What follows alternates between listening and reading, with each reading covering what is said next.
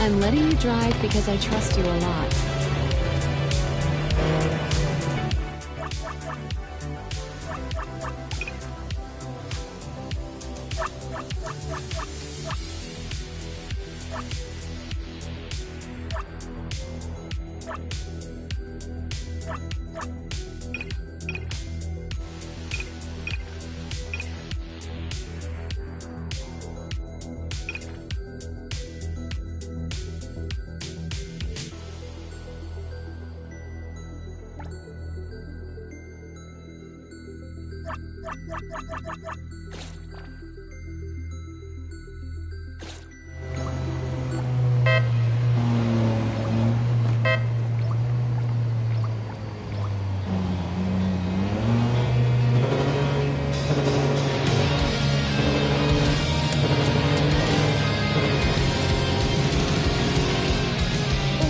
You're going faster?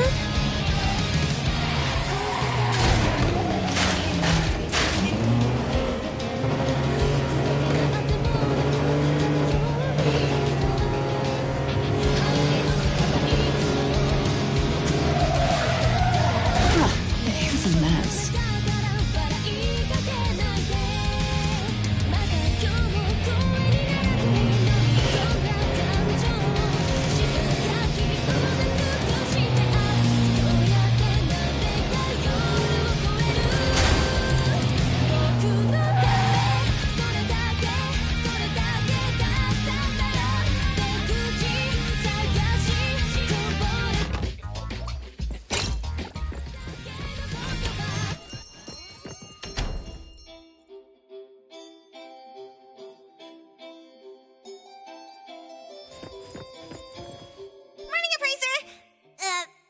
Here. Is this package yours? It's not mine. Tagado says it's not his either. Oops! We made fun of Tagido for nothing! Not his, not mine, not Sakiri's, not Adler's. Whose is this? It's taking up a lot of space. Some new, antique? I don't think it's part of Hotori's collection. Huh? Wait, what's going on? About half an hour ago, when I returned to the shop, I saw a courier making a delivery. The package wasn't addressed to any person, just a bone antique shop. I saw that she was in a hurry, so I simply gave my signature for the package. I may have made a mistake. Maybe Kiromaru learned how to shop online? Wait, check this out on Bagel. Oh, what is it? Let me see! Mysterious puppets and hetero. Performance art or terrible omen? Wait, doesn't this look just like the one in our shop? Are they from the same collection? What's going on? Seems that similar puppets appeared overnight in populated areas throughout Hetero. There are 5 of them so far. At first, people thought it was Giovanni's doing, some kind of puppet-themed art exhibition organized by the Dvorak's or something like that. Others thought it was a promotional event for Miss Ellie's puppet project 1,000 Faces, which has been trending. Until someone claimed it was the work of an anomaly that drains life out of humans to make puppets. That's when people started to take it seriously. OP claimed that one of his relatives was a victim, and if the anomaly isn't handled soon, Hetero will become a city of puppets. Is it really that bad? Mm-hmm. Anyway, people are afraid they'll be the next target, and more have been claiming that a certain puppet is someone they know, or even sharing close encounters with the anomaly. BAC has stepped in and urged citizens to exercise judgment, refrain from spreading rumors, and share relevant information to help the investigation. So, what our shop received is the 6th puppet? Wait, was the puppet still human not long ago? Maybe it's better to get JTF involved. I'll contact the Bureau. Can't even chill this morning. Not all of us can skip beauty sleep and still be beautiful like that woman.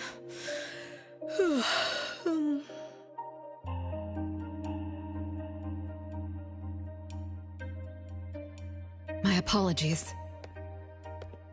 It's not your fault, it's someone else. Forget it. So who brought this thing? Take it away, dump it, I don't care. Don't let it mess with the shop's feng shui. We got you covered, boss. JTF will be right here. I don't see you getting excited about bringing customers over, and you're bringing JTF to the shop? You kids better not have stirred up trouble again. Here's what happened. In any case, we'd like you to come to BAC to assist with our investigation. We'll have to leave the shop for a while. What do you think, Hotori? Well, the business of the BAC matters more than ours, so we'll comply.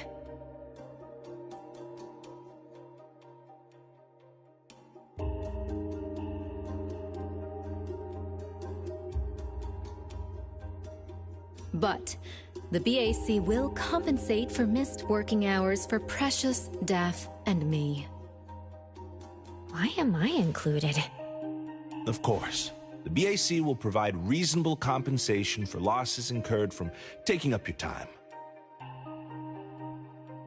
Boss, I want to come along too. There are no Misties to catch today. The shop isn't closing for the day. Someone needs to handle things until Adler gets back with groceries. Don't blow up the place while I'm gone. All right, you can count on us. Let's get ready to head out. The sooner we leave, the sooner we're back for my nap. Why are you coming along? Alphard woke me up this morning and invited me for a little chat. I thought it was about a Bisu. The director's tea is going to taste even more bitter. Come on, let's go. I'll try to get some fawns out of her.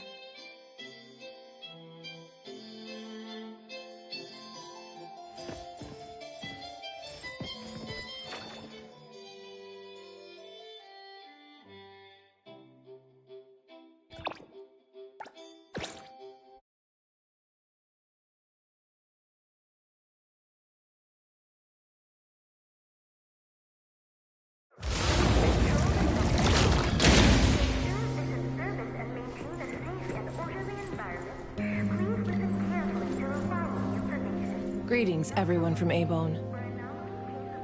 ETD-6 is taking over this case. I'll introduce you to the operation lead in a moment.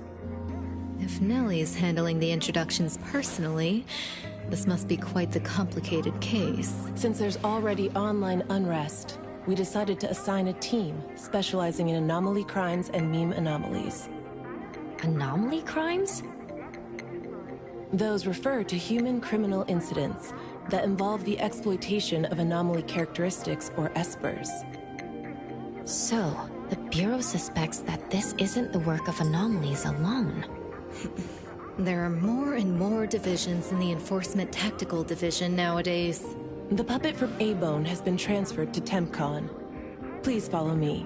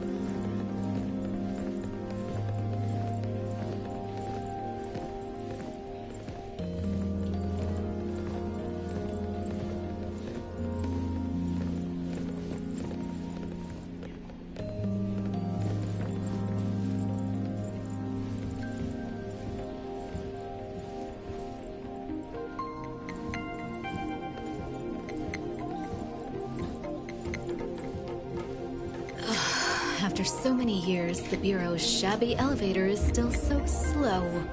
Why wouldn't Alphard spend her budget to upgrade it? She hired so many new employees. Indeed. There have been many new hires after you left ETD. This is awkward.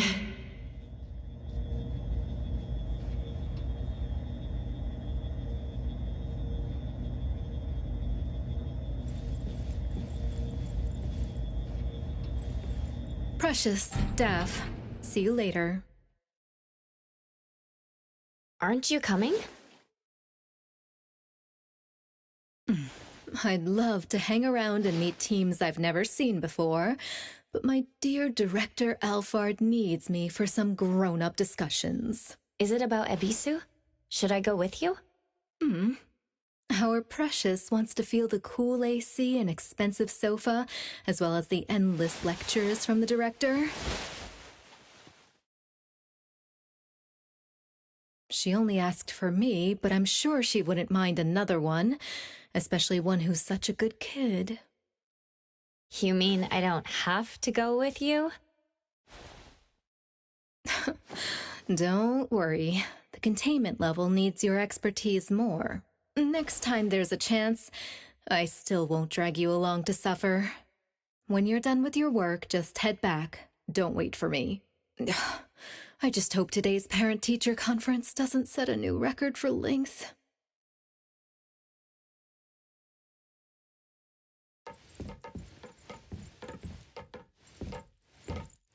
When I first came to the Bureau, Mint brought the anomaly to TempCon here, right? Yes. TempCon manages anomalies and derivatives that we don't fully comprehend. Depending on the situation, they'll either be nullified or transferred to the Seleno compound for long-term containment. We're about to directly contact anomaly derivatives of unknown properties. That said, your safety is guaranteed.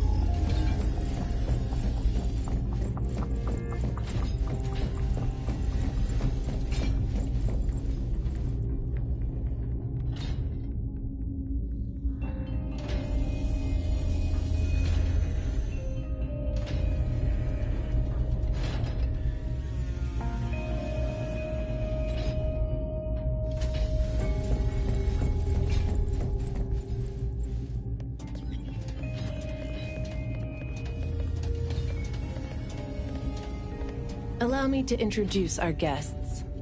These are anomaly hunters from A-Bone Antique Shop, Daffodil, who witnessed the suspect in the puppetization case, and the appraiser, who has keen perception of anomalies.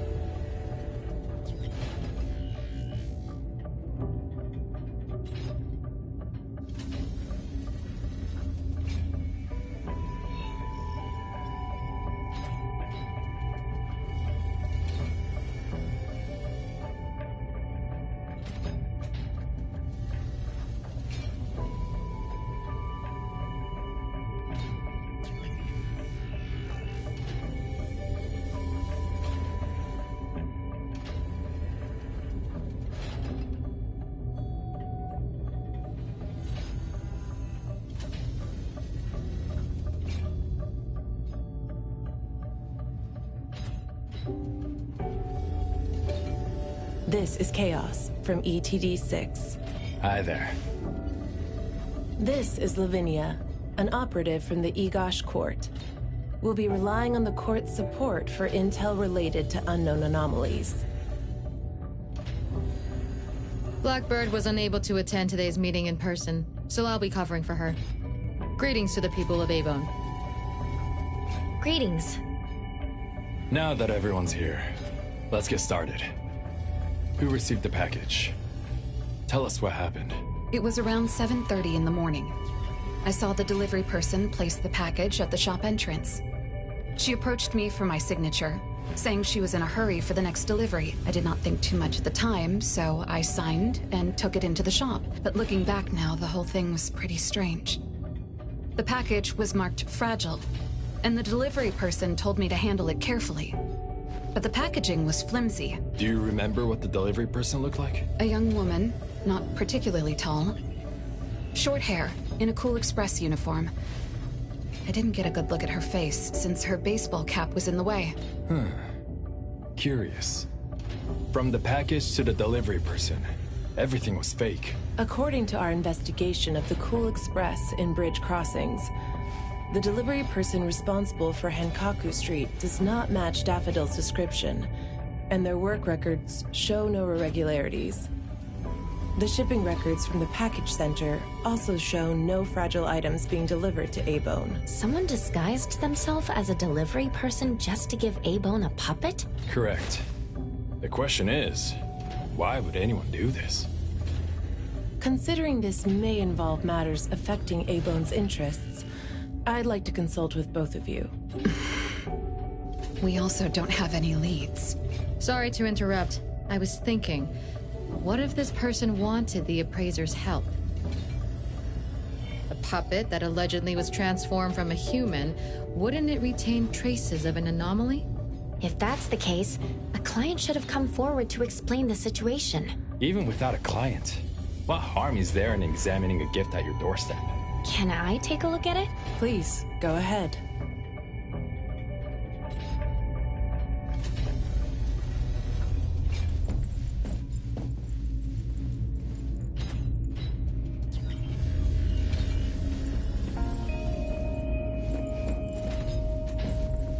A puppet of a teenage boy who seems energetic. A puppet of a teenage girl. For some reason, she's looking this way.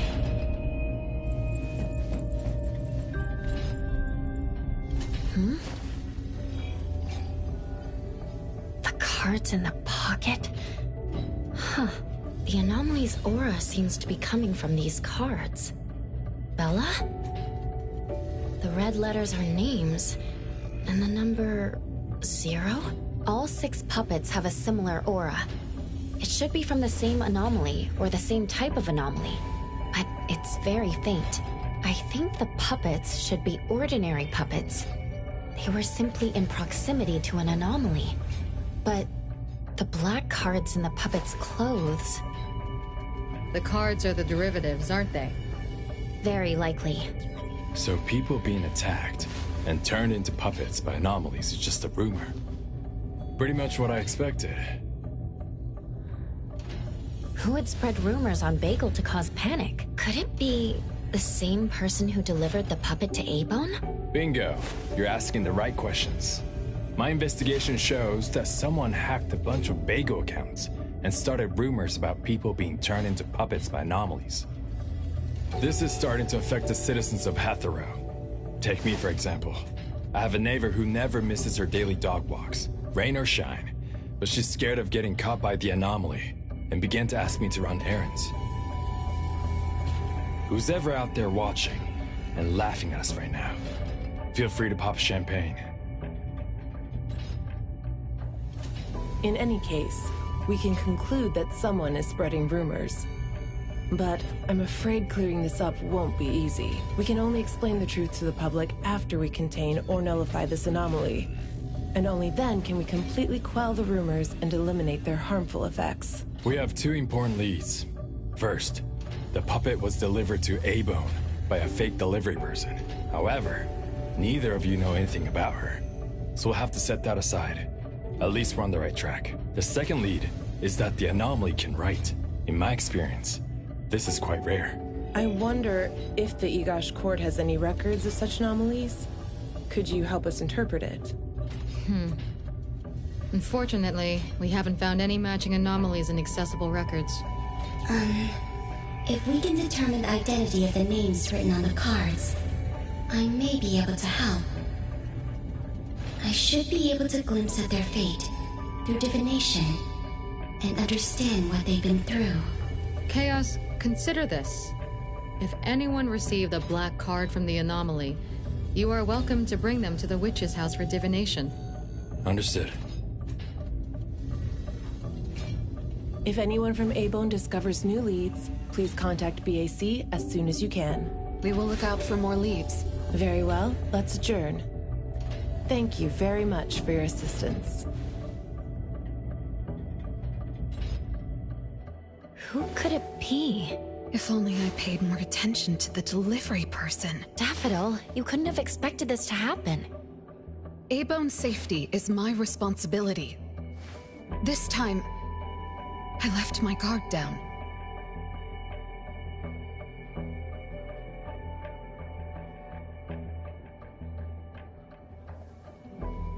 Still, it's good to know that no one was actually turned into a puppet. Looks like Kotori isn't finished yet. Appraiser, if you're tired, you should head back.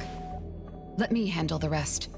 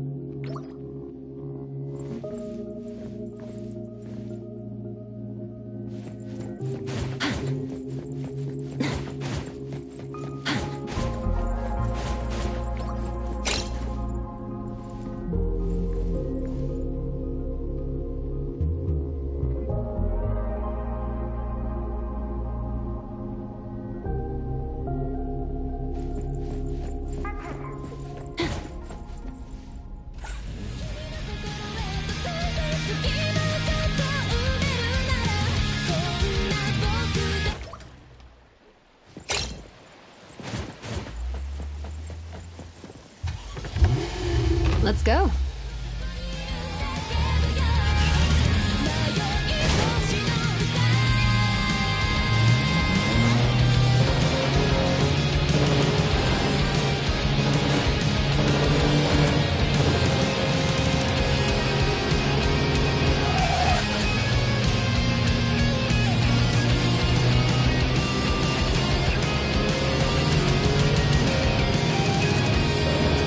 I've been in flying cars before.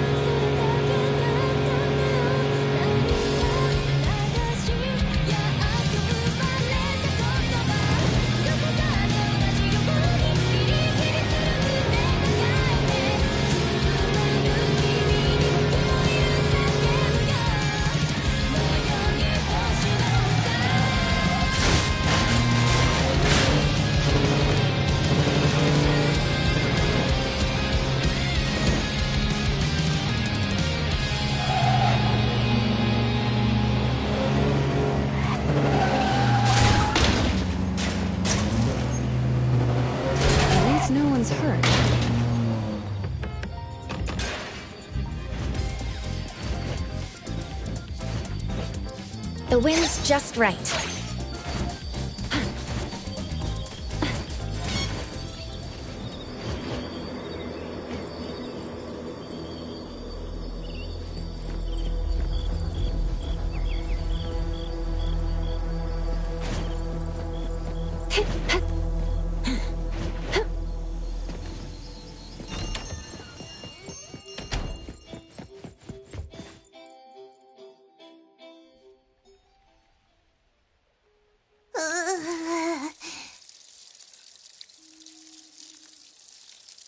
Natalie?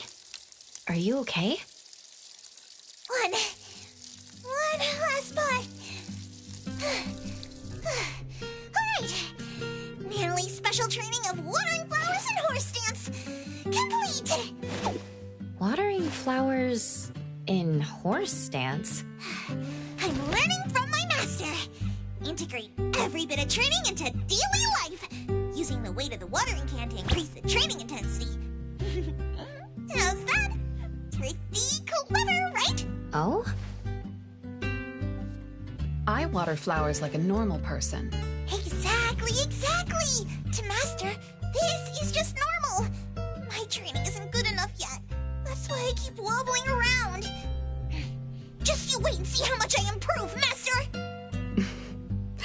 Of course. Thanks to Daffodil and Natalie, the flowers and plants are looking better. I'll take care of pruning from here. Alright. Delicate work like that really is best left to the old man. Oh, by the way, how did that thing from yesterday turn out? Any updates? We couldn't get anything out of Cool Express. The manager even said that they're going to avoid hiring temps for a while. There goes one of my reliable side gigs. The Colucci's funds are running low. Oh, why do you think they're sending puppets to our place in A-Bone? Could it be the anomaly is challenging the Colucci's? Was the puppet sent to deliver some kind of message? What message could that be? Like a coded message in Sin City Chronicles. This is some kind of hint. The hint is something that I, Peachy Daime, should definitely be able to figure out.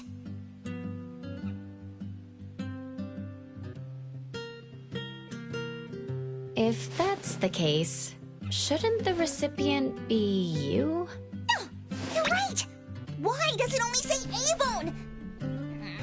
Could it be that I, Natalie Colucci, am not famous enough? If it only says A-Bone, then who exactly is this hint for?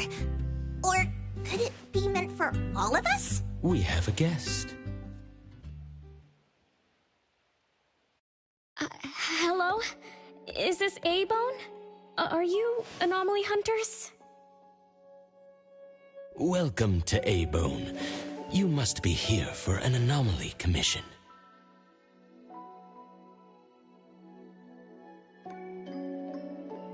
Yes. What do I need to do? Do I sign a contract? Do I have to sign up for something? This must be your first time seeking help from anomaly hunters. Don't worry. Please, have a seat. These are A-Bone's finest anomaly hunters. Feel free to share with them any troubles you have. I'll make some tea for you. Please, wait a moment. Okay. Sorry, I don't know how this works. If you don't mind, let us ask you some questions. That way we can help you figure out what you need. Okay, leave it to me. So, have you encountered anything strange recently? What should I call you? Renee is good enough. I think. Alright, Renee. What do you do for work? How's your day today? Did something weird suddenly mess up your routine? I'm a taxi driver. I start at 8 a.m. and finish at 8 p.m. For lunch, I grab something quick from a convenience store.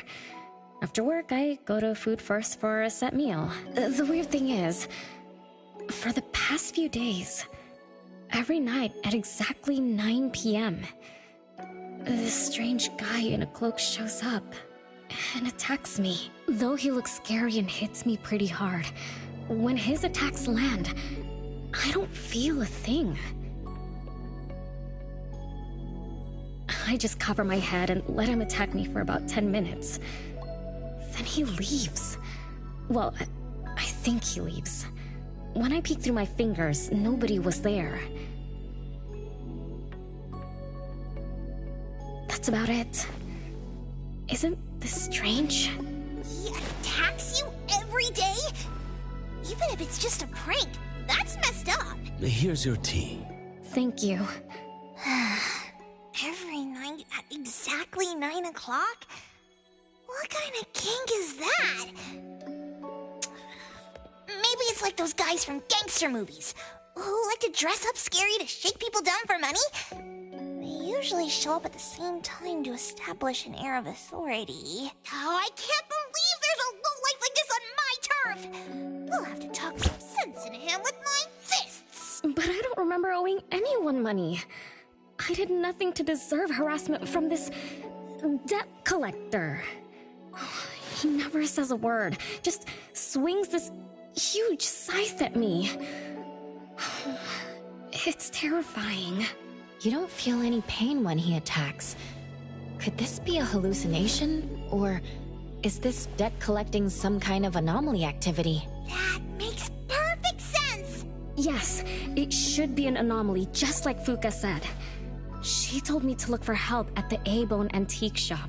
Who's Fuka? She's my friend. Well, more like my food buddy. Fuka said, it's definitely an anomaly, and the anomaly hunters from A-Bone antique shop can help me. She recommended her shop? That's a first! Thanks to me, Natalie, the tiger of bridge crossings, Ichi-Daime of the Colucci family!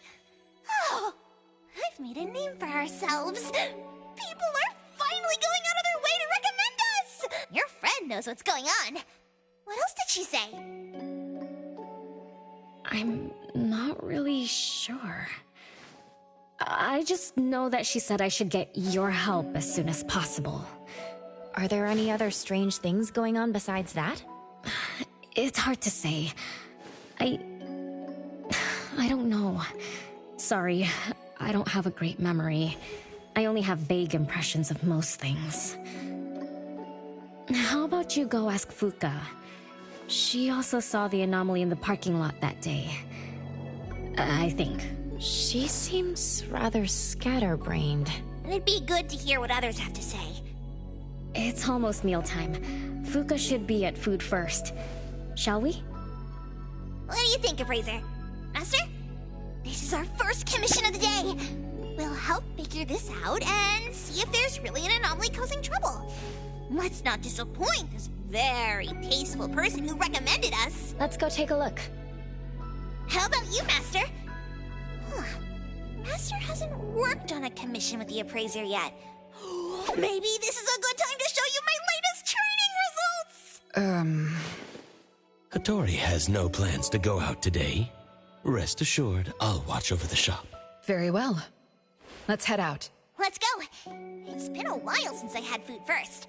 Oh, I'm craving for their hamburger steaks. Hey, old man! We won't be back for dinner tonight! Take care.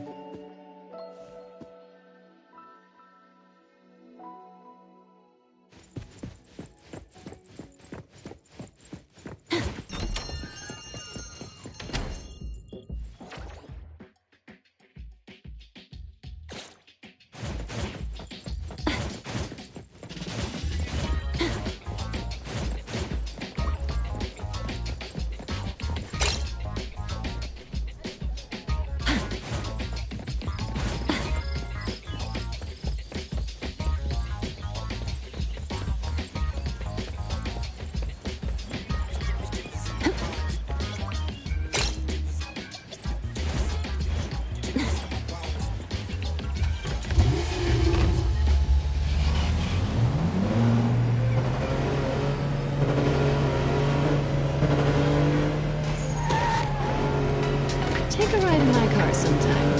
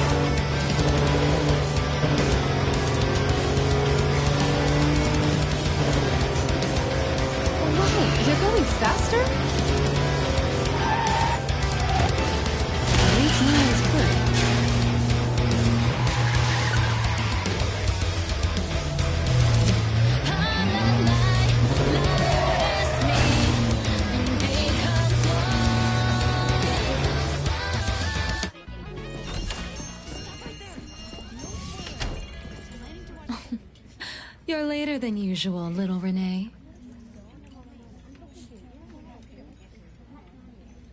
Sorry for keeping you waiting. I'm sorry. I had something to do. No need to apologize. Your matters are more important. Are you anomaly hunters from A-Bone? That's right! The A-Bone detectives are back in action! I am Natalie Colucci, H.E. Daime of the Coluccis from Bridge Crossings! This one is the core of our family, the Appraiser! And this here is... It's been a while, Daffodil. Well, you already know Master? Your master helped our family solve quite a few troubles in the past. Mother still can't stop talking about Daffodil's moves. Oh, no wonder you recommended us to Renee. Master's commissions always get perfect reviews. Sorry, I don't quite remember. It was probably back when the shop first opened, right? After all, we have monopoly on all anomaly commissions now. Fuka, we'd like to ask about the strange thing happening to Renee. Can you tell us about it? Of course. Let's sit down and talk.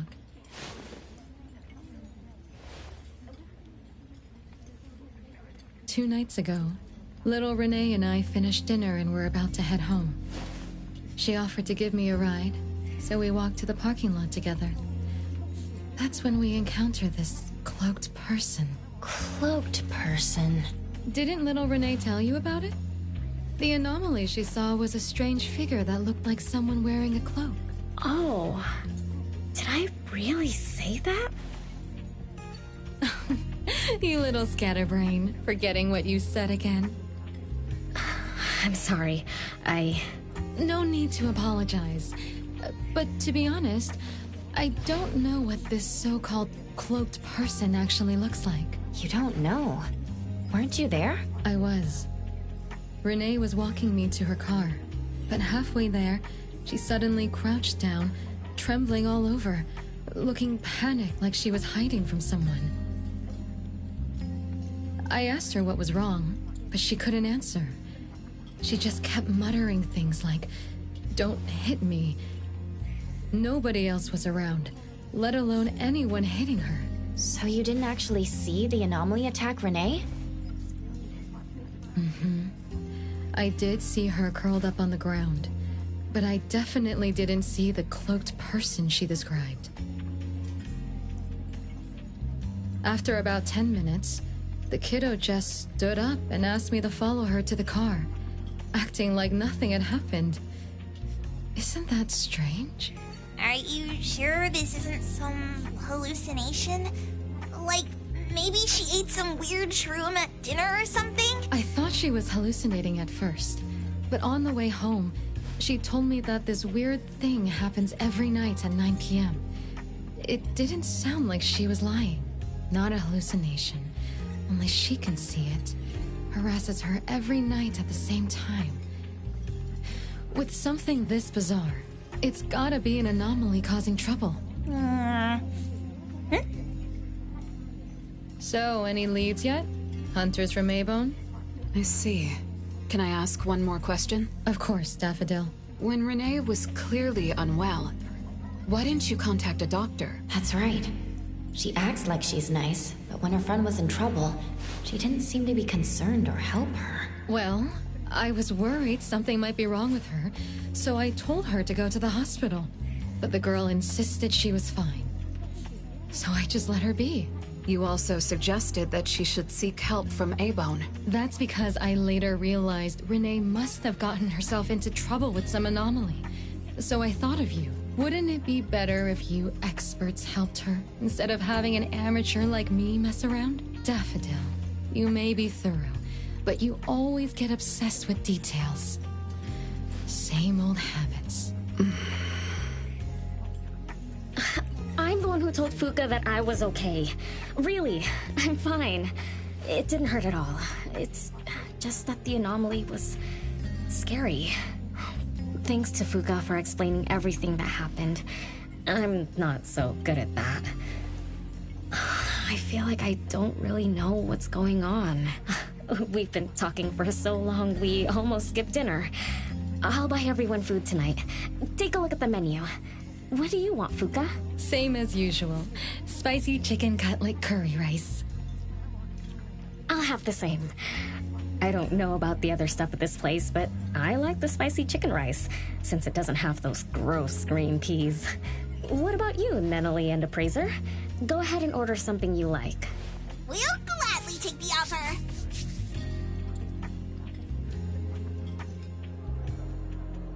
It's 2 minutes before 9 o'clock.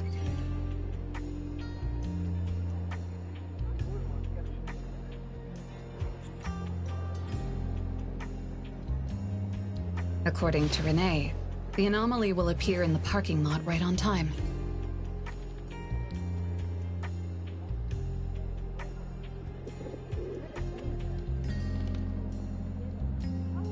I wonder if we'll get to see that cloaked person show up to collect debts.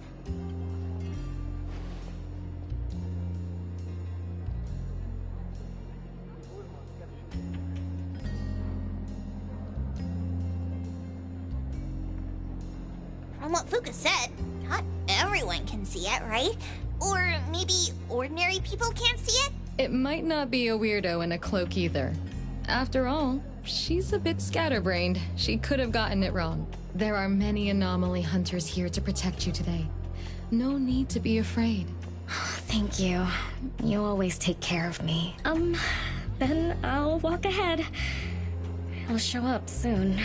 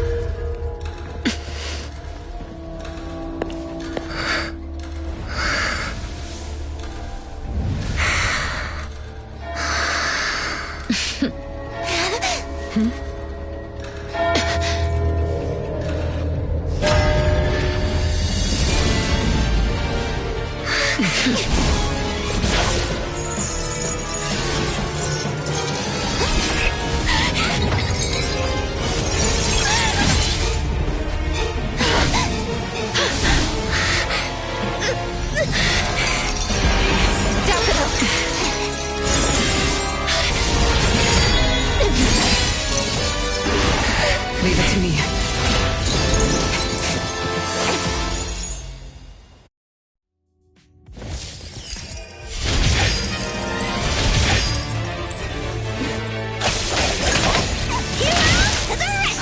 Just a tickle.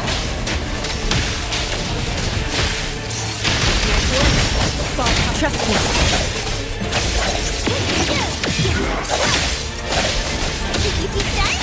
Let me take it.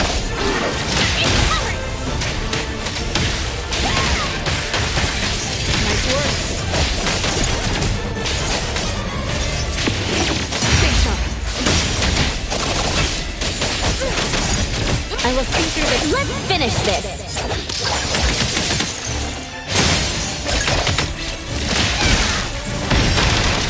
Take that! The city's mine!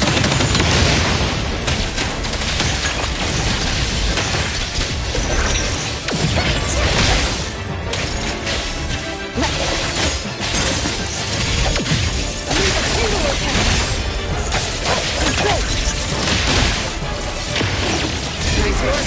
Thousand eyes awake.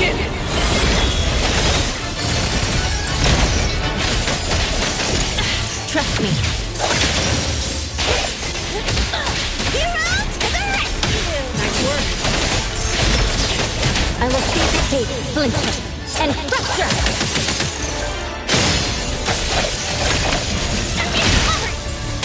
Just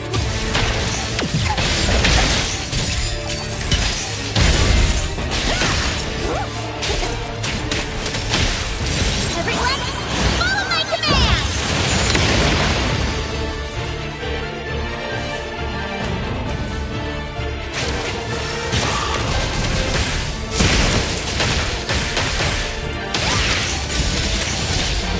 Trust me.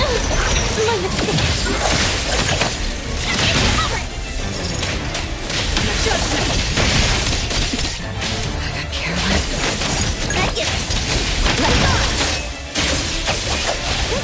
Let's finish this.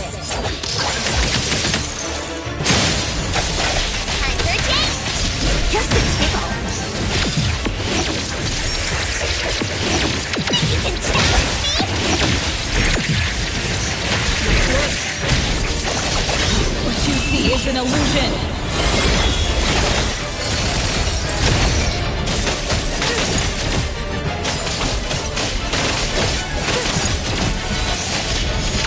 I will see. Thunderbolt, it's our turn! What's your job?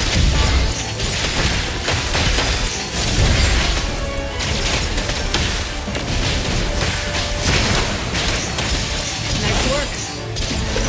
Again. Trust me.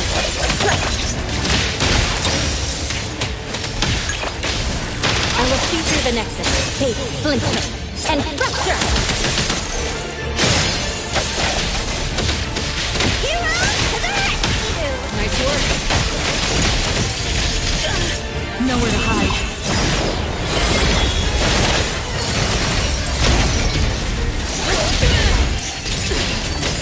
Trust me. Great! How did it get away? Don't tell me I'm getting rusty! Ugh. Stay away. Stay away from me! Are you okay? Don't worry, I drove away that debt collector. Everything's okay now. Did the anomaly drop that thing on the floor? Renee. And a series of numbers on the back. Minus 20088. The numbers are different. It's the same type of card the Bureau is looking into. Let me contact Chaos. We meet again. From what I know, you received a commission from Monet to investigate this debt collector anomaly, which attacks her every night at the same time. You fought, then the anomaly left behind the same cards from the puppetization case. So you encountered the same anomaly I'm after. Could someone have schemed all these encounters just to involve you? ETD6 lives up to their name. They are true anomaly crime experts. You're right. This doesn't seem to be a coincidence. We still don't know who's the mastermind or why they're doing this, but we may have already met her. Fuka, the friend who recommended us to Renee. Wait, she was just here a moment ago. She's already gone. What did she say? She recommended A-Bone because Daffodil had handled her mother's commission before, which left an impression. Daffodil. Daffodil. So it's Daffodil again. Interesting. Thanks for the information. We should make a trip to the witch's house. Good thing it's not too late. So I'll ask the Blackbird and her team to work some overtime. Aren't you coming with us? Of course.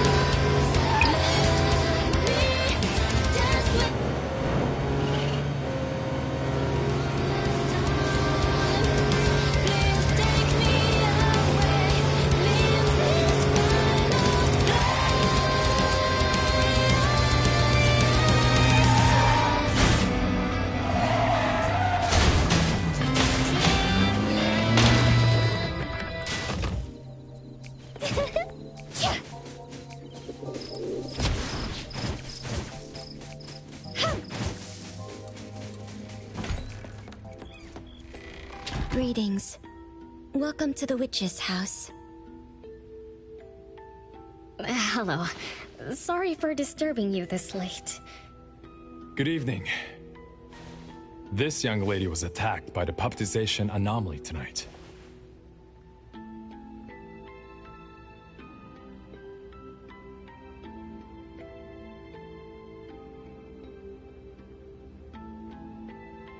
Huh? Wait, what anomaly? The one that turns people into puppets? So, those people really were...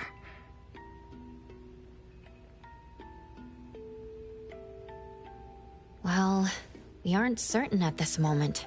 In any case, could you please share the entire incident with us? Oh, I'll tell you. Renee came to our shop because she wanted us to deal with some weird thing that appears every night at 9 o'clock to attack her. We were escorting Renee to the parking lot of food first, and at exactly 9 o'clock, there was a poof, and a wild debt collector appeared. We don't know its real name. Natalie has been calling it the Debt Collector. That's right. It was swinging a huge scythe at Renee. I don't know if my eyes were playing tricks, but the scythe went through Renee's body. I was worried. I think I saw that too. Luckily, the appraiser blocked its weapon. Then they started going at it, trading blows and stuff. But the fight didn't last long. Oh, I was just getting started when he ran off. Do any of you remember how long the fight lasted? 10 minutes sharp. And afterwards, did you discover that the anomaly left the same kind of card for Renee? We did. Appearing on time, disappearing on schedule, and leaving similar cards for the victims. This debt collector might be a type of rule-based anomaly.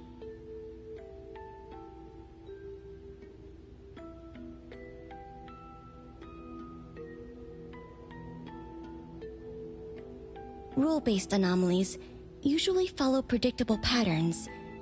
They also have a complete set of rules in their domains. For example, if any of you were to enter the anomalous realm it creates, you wouldn't be able to get out easily. Instead, you'd have to follow its rules.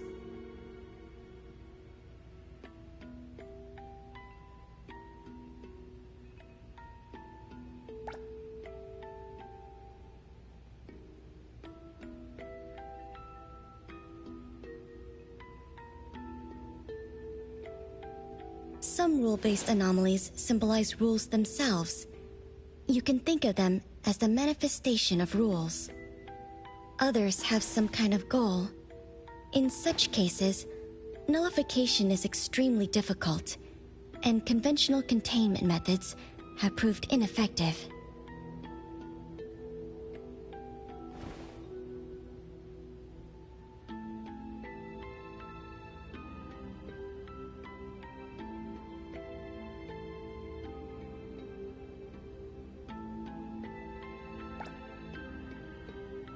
No wonder it got away. Is Abisu's security anomaly also a rule-based one? Nantani is its name, right? It is. So, the key is to understand the rules and master them before we can nullify or use them to our advantage. And someone beat us to it. Figured out the debt collector's rules. Set up the whole thing. The next questions are, why target Renee? And what do the numbers on Renee's card mean? Why is the message left for Renee different from the others?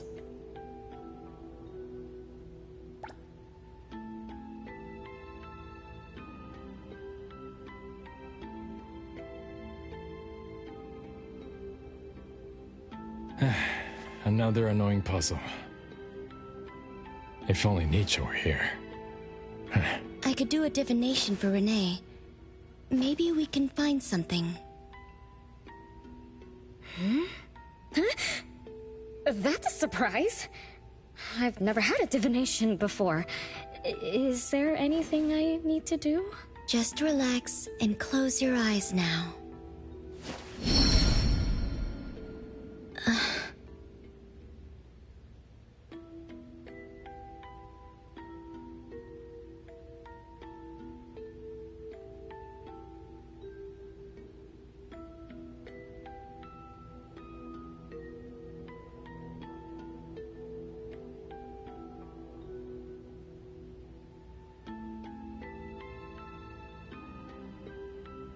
Oh, lost child of fate. Your tomorrow is trapped in blankness. Wait, what? What trap? What blankness? I thought divination is about tomorrow being lucky or a sunny day. Wait, what?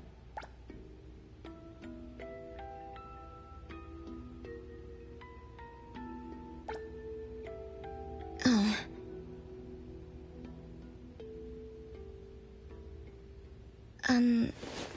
Your fate is rather unusual. I'm afraid I can't give you further interpretations. But I once performed a divination for another woman with the same result. You might share similar fates. Her name was Dolores, head of the Constantine family. She was tired of her life, saying she was never truly alive. Yesterday, today, tomorrow, each day was equally empty and void of meaning. I think that was because she lived for far too long. Huh? She lived for a very, very long time? They say that Lady Dolores is an immortal with eternal youth, that she made a deal with the devil for unlimited lifespan at a huge price. However, eternal life can be a curse, and the Constantine family met their demise decades ago.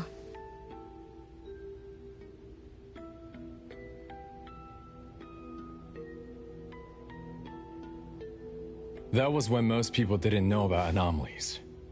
People simply believed in curses. From what we know now, she was either a long-lived Esper, or she made a contract with an anomaly. Lady Dolores told me that she is one without heart, which is the truth about the curse of immortality. No heart, no bonds, no attachments. Alone, her memories of the past grew dim through the years.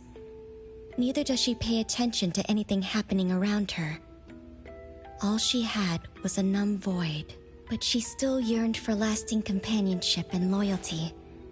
So she sought divination from me to find a way to change things. Perhaps because her future extended indefinitely, with no end in sight, all I could see was blankness.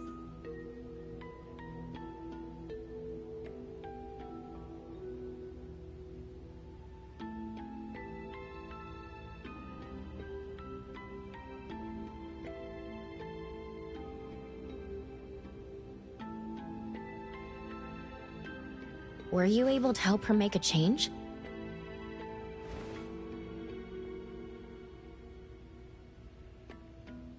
If I remember correctly, I told her, if you want something, you must first give.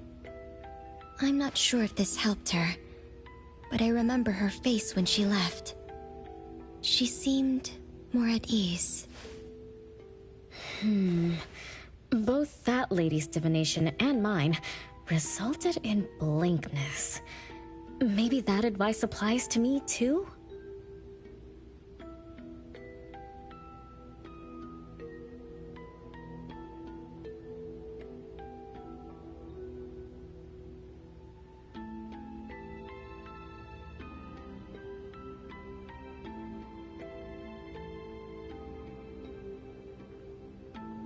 It's just a reference. You could see it as a fun story. It's enlightening, but it doesn't help much with the issue at hand. It's getting late. Let's call it a night. Thanks for all your help. Miss, let me escort you home. Okay. Thank you, Chaos. Blackbird, thank you for your time. We'll head back now.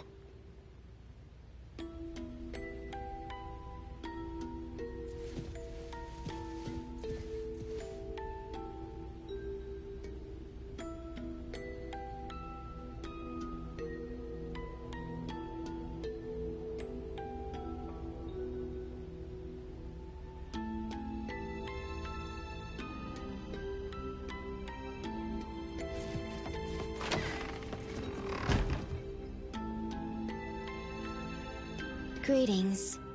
Welcome. Lost souls cling to you.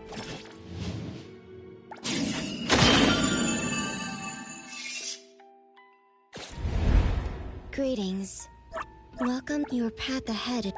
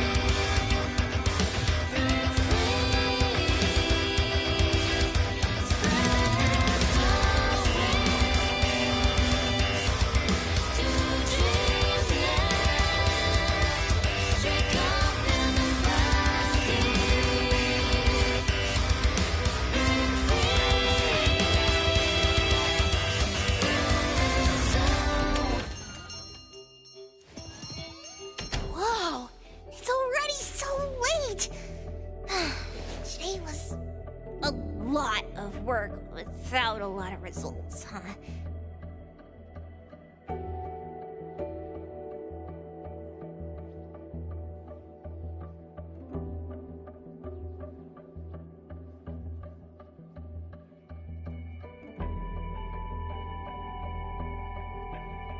A rule-based anomaly. Weird messages on a card. Then some story from way, way back.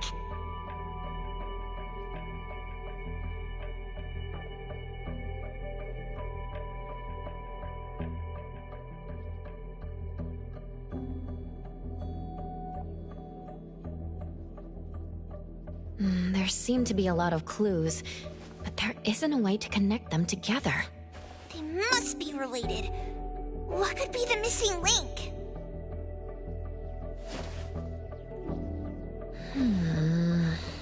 Let's call it a night.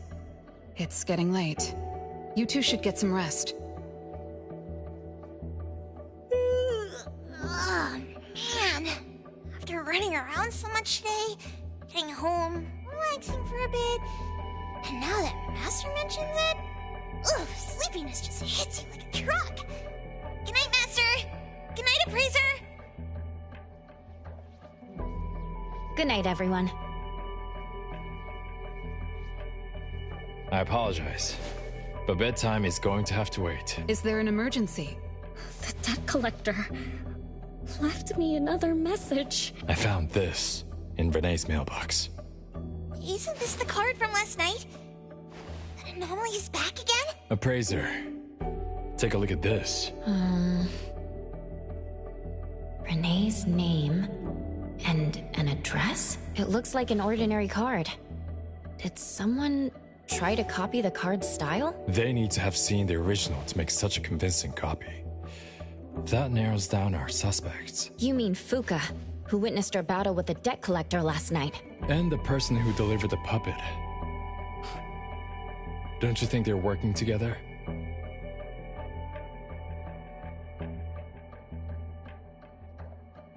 They sent Renee a formal invitation and are waiting for us at the old Constantine family estate.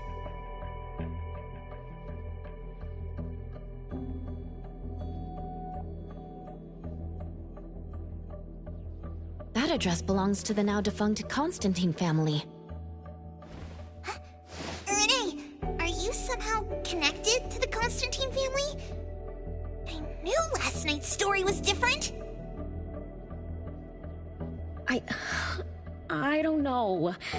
I don't remember. I'm just a taxi driver who's always been alone. How could I be connected to some strange family? Oh, I'm sorry. I'm not helping. All right.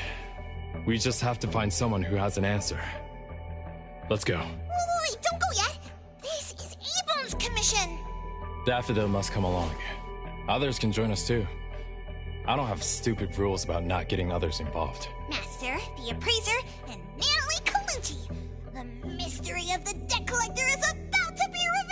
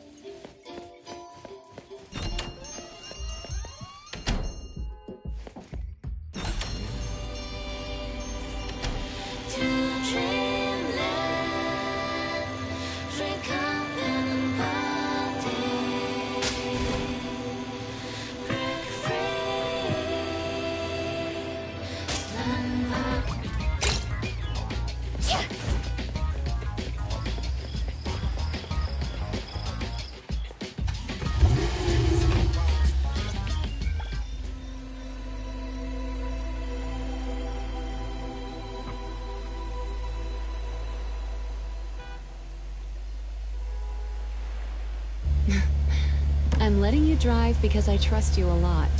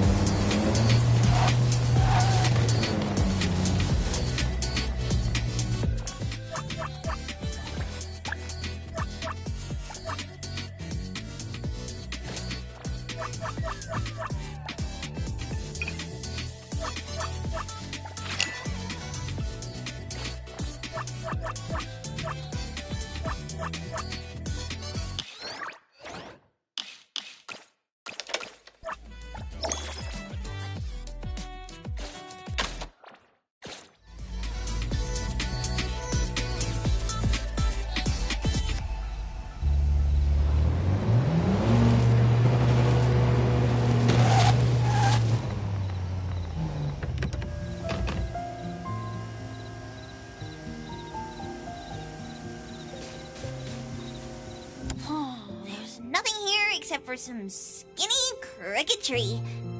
How is there nothing else? Was there really a big mansion here before? It's a cherry blossom tree. I didn't notice before, but wow. It's grown so tall already. The branches might be thin, but they're sturdy. Natalie, do you want to climb it? Me? Climb the tree? Now? Let me see if there's a good angle to climb. It's been a while. I'm not sure if I can do it. Or maybe it's because I was smaller when I was a kid. I could just hop and reach the top. But now... maybe it's better not to try. Why are you all looking at me? I'm sorry. My bad. This isn't the time to be fooling around. Let's have a climbing competition after we solve the mystery. Let's get back to the case. Renee said she's been here before, specifically when she was a kid, and that she used to climb this cherry blossom tree. You are connected to this family after all. Did I just tell you all of that? Yep. You said you climbed this tree when you were a kid. When you were a kid.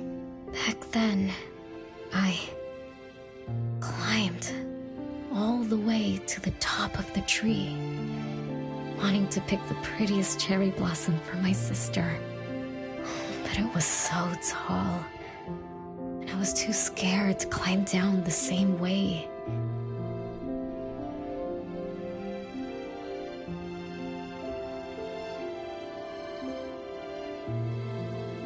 Luckily, someone caught me. Huh? Was it my sister? Or Mom?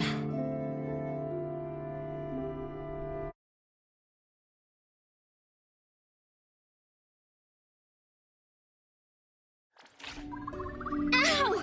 That hurts! Renee, are you okay? My head hurts, but my limbs are where they should be. What about you, Appraiser? I'm okay too. Where are we? What just happened?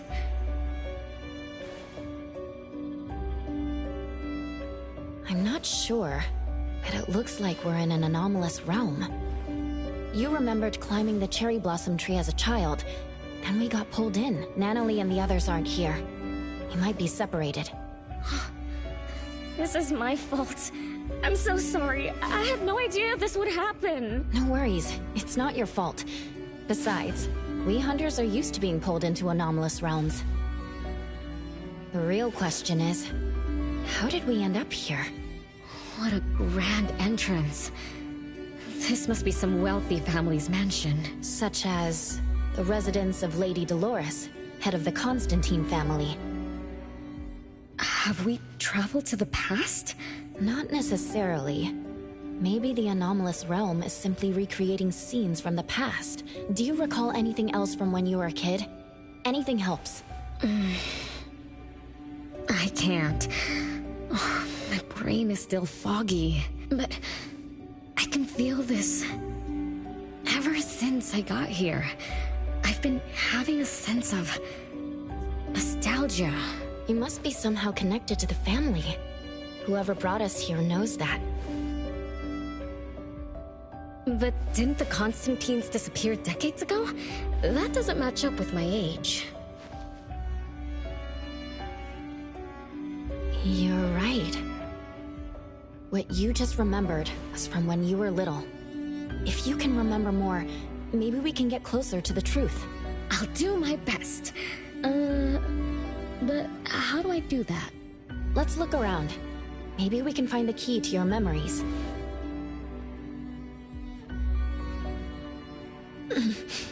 Strange. It won't budge. I'm feeling rather shut out. Is this really a door? It feels so strange. Maybe it needs to be opened from the other side? Maybe. Let's check over there.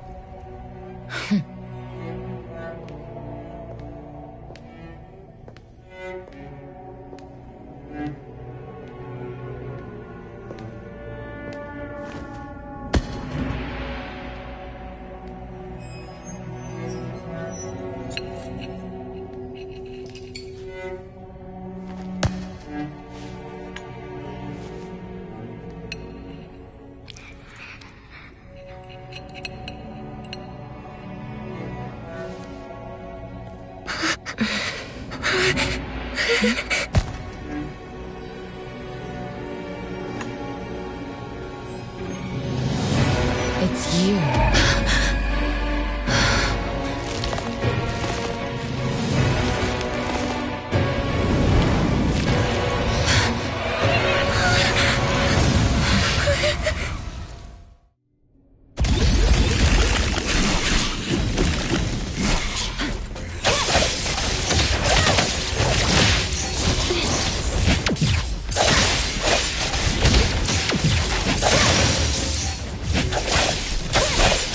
Feeling good.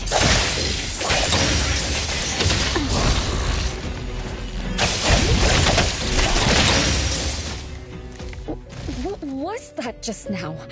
Something from the past? A family sitting around the table, getting ready for a meal. Is this space replaying events from the past? How strange. It's like watching a movie. That's called a reenactment of the past. But did I just upset them? They don't seem too happy to see me. Don't worry about that. Anything can happen in an anomalous realm. In fact, hostile anomalies are rather common. Do you have memories of what we just saw? It somehow feels familiar. Especially with the person who lit the candle. But, I'm not sure. That lady. If she's from a memory, how could she make eye contact with us, who are in the present? Am I just overthinking? 1 o'clock? It's 1 o'clock already? Bell chimes? When the debt collector appeared, it also sounded like this. Could this be related to the rules it follows? Let's go check the entrance hall.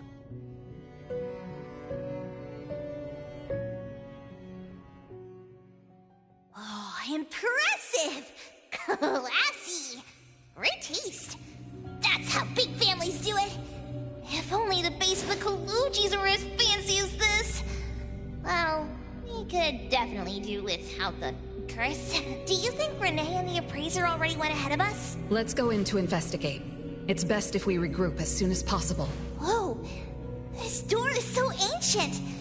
It's not going to fall apart if I push it, right? An old, ruined mansion that suddenly appeared, long neglected and unmaintained. Could this be how the Constantine family mansion looks now? The desolation we just saw could be an illusion to hide this place. That makes sense. And then Renee dispelled the illusion.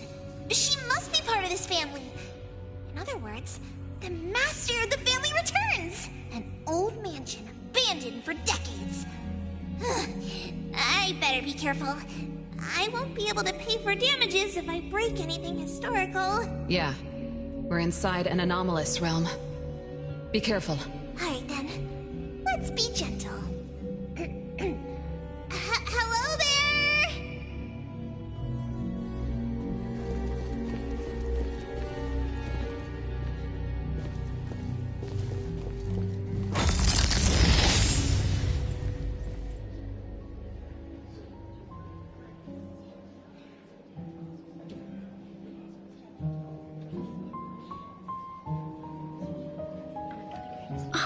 It's that lady from before.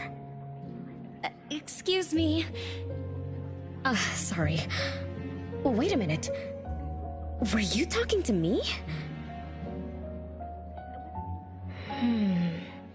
She just walked away without responding. I'm so confused. We can talk to people from the past? It's like an interactive movie. No, wait. It's more like a stage play. Maybe we're also on the stage.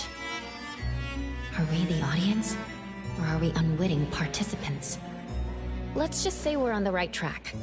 You could try talking to the one who just lit the candle. Ask about how things are going. That lady. Oh, there she is! We'll have to squeeze through the crowd. It's going to be tough. Why are there so many people here? Are they having a banquet, salon, or something like that? Before I talk to that lady, should we talk to the other guests first?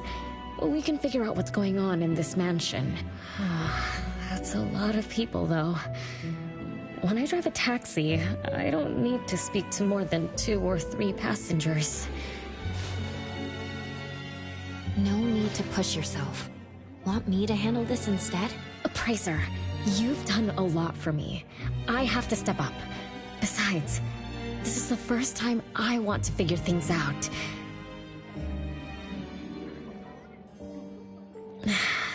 These are probably things I never should have forgotten.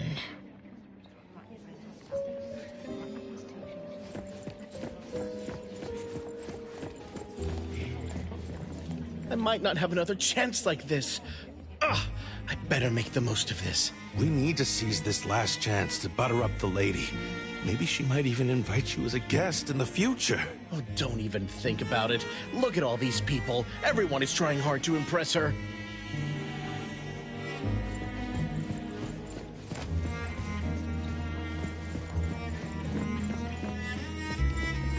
Which family does that young girl with the white hair belong to?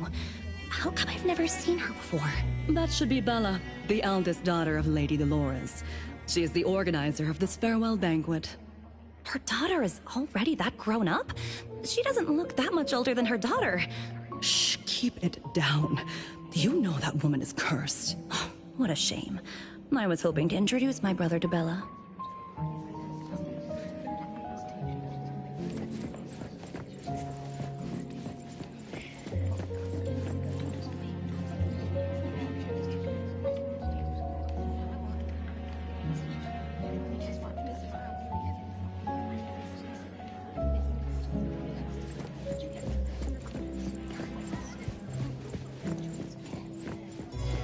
The salon has been running just fine.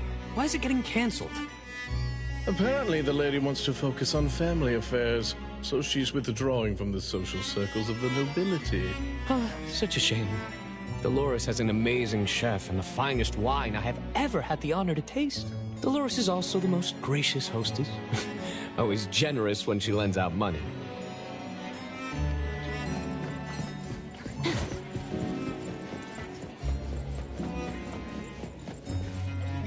That woman is finally stepping down from the stage. Tut-tut, shamelessly enjoying eternal youth. Just because she had a deal with the devil. Look at this mansion. Look at all these treasures. Who knows how much wealth she's swindled over however long she's been alive. This is my last chance to find her source of immortality. The salon ends at 3 o'clock. Look at what time it is already. What's taking those useless guys so long to make a move? I told you, those so-called exorcists you hired are nothing but frauds. You better give up on your delusions. My brain is getting fried from what the guests are saying. So many conversations. So many faces. So many names. Let me think. Bella. That sounds familiar. Very familiar. Extremely familiar. Oh, that feeling is back again. It's just hearing that name brings up this nostalgia. One of the puppets recovered by the BAC is also called Bella. Can this be a coincidence? What do you think? You said the BAC found cards in the pockets of the puppets, and those cards were similar to the one I got. That means I'm connected to the puppets. By the way, Lady Dolores' daughter, whom we just met, also gave me this feeling of nostalgia. I guess I'm really connected to this strange family. Did you remember something? Could I have been their driver? I'm pretty confident in my driving skills. No? Why don't we find Bella and ask for confirmation? That's a good idea. I want to talk to her, too.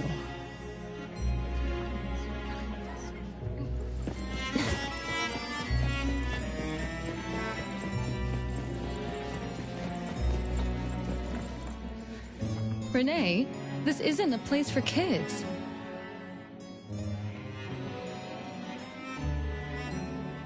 Huh?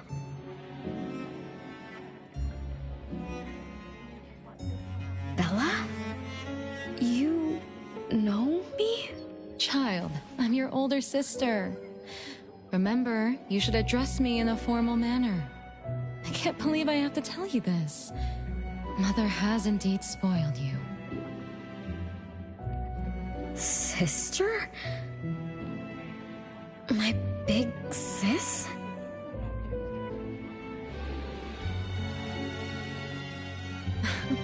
Why are you so confused?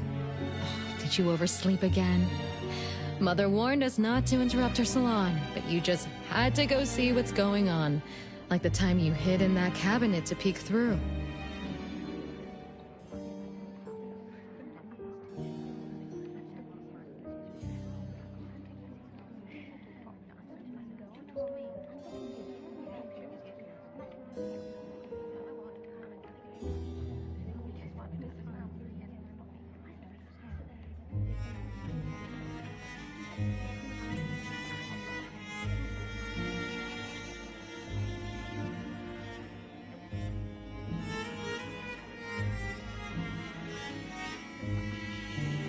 You ended up very disappointed, remember?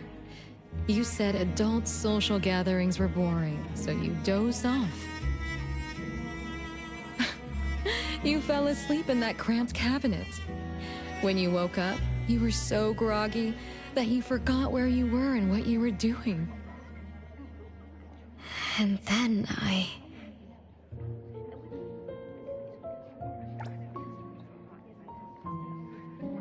And then you woke up, but someone had shut the cabinet door, leaving you in a dark, cramped space. You snapped and started to cry.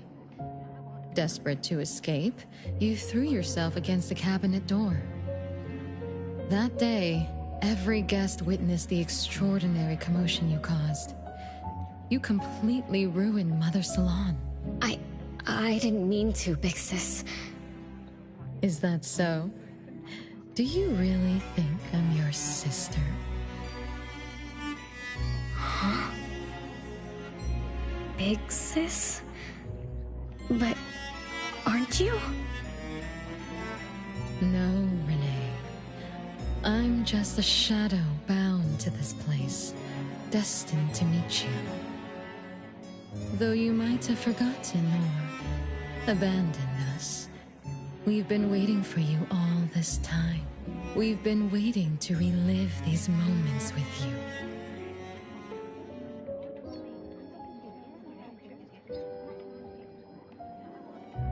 So, I really am part of the Constantine family? I'm her daughter? Looks like that poor brain of yours still remembers something. If you didn't even know your own mother, how sad would it be for those who love you? Where are they? Mom and the others. Are they still home? My dear sister, this is the Constantine mansion trapped in the past. Everything that happened here, everything about us, reenacts over and over again at this place. Come on, Renee. To return to the past, you must reclaim the choices of your past, including all your mistakes. If you're not Renee's older sister, then who are you? Shouldn't you ask her why I appear as Bella? The answer has always been in her heart. I don't understand. Wait, sister! It's all right if you don't understand now. I've been waiting for you for so long. I don't mind waiting a little longer. Bella. I think I'm starting to remember. She was the sister who caught me when I fell from the tree. She's been here all along, waiting for me to come home. And why is the puppet also called Bella? I don't think the Bella we met is a real person. Remember how this is an anomalous realm? So she's my sister from the past. Though, I don't understand everything she said. That's what she meant, right?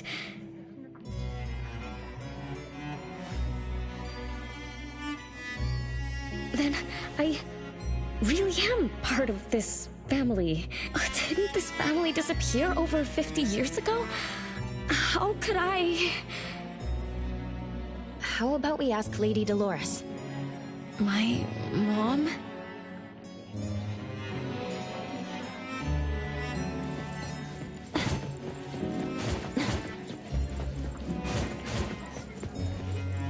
Hello, can I pass through? Excuse me, coming through. Hey, get in line if you want to butter up the missus. Take turns like everyone else. You're not the only ones who need something from her. Dolores is far too kind to you commoners who are uncultured bumpkins with no etiquette. Do I need to remind you about what first come first served means? I don't think we can squeeze through. These guests aren't very friendly. There was one bell chime when we came in. The salon started at 1 o'clock. If this scene closely follows how it played out in the past, they should leave as soon as the salon ends. We should be able to approach Lady Dolores then. Oh, good point. Thanks for coming up with a plan. I couldn't have done this alone. When does the salon end again? It should end at 3 o'clock. So we wait until the clock chimes 3 times.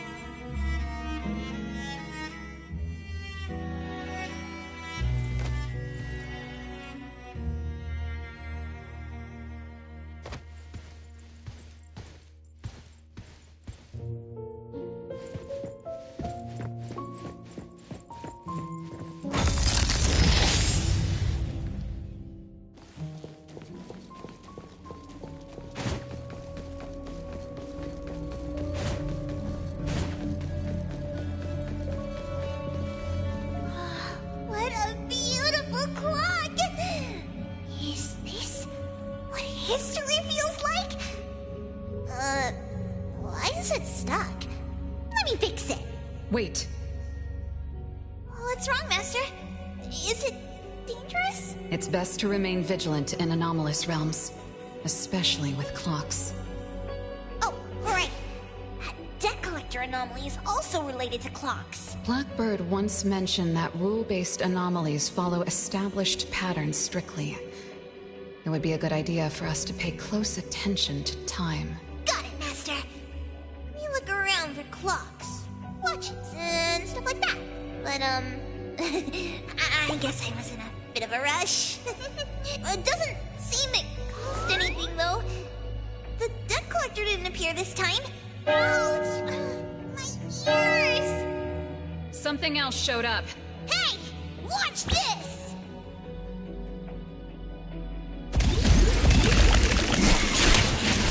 Nice work. I get a great teacher makes a great student! Nice work. I get a kick pose.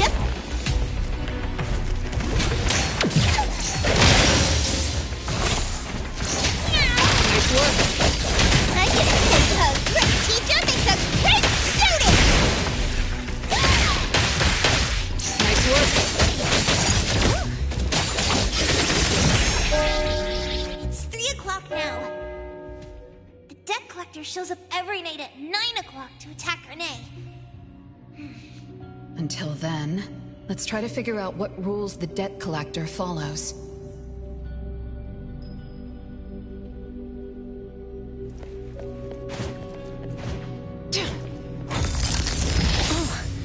It's 3 o'clock already. As you expected, all of Lady Dolores' guests have left. Whew. I'm going to see Lady Dolores now. Take it easy. Don't be so nervous. I'm here with you. Okay, deep breaths. Deep breaths.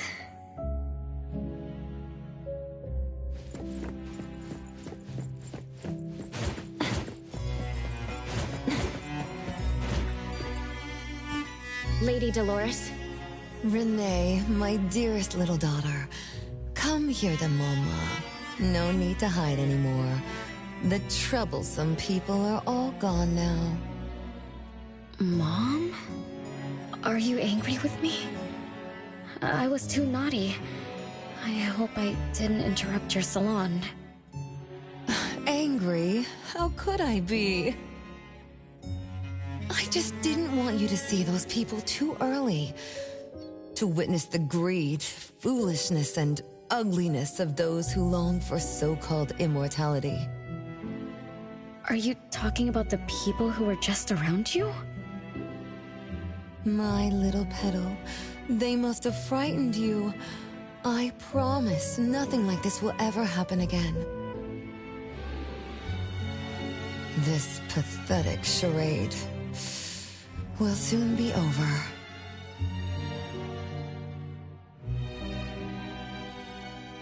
Mom, you've always hated the salons? Feelings of love or hate didn't matter at first. I simply had to run the salons. I had to use these connections to reverse the decline of the Constantine family.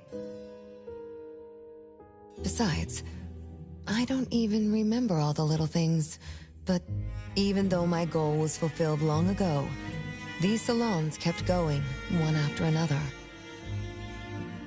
Perhaps they weren't the only greedy ones. I was too. I was too young and too foolish. I mistakenly thought gathering them under this roof could bring me some comfort.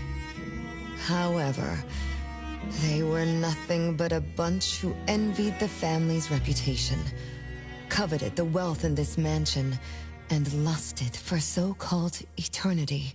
After a while, I came to see them as nothing more than greedy beasts, scrambling for scraps and pandering jesters making fools of themselves. I guess they sufficed as entertainment.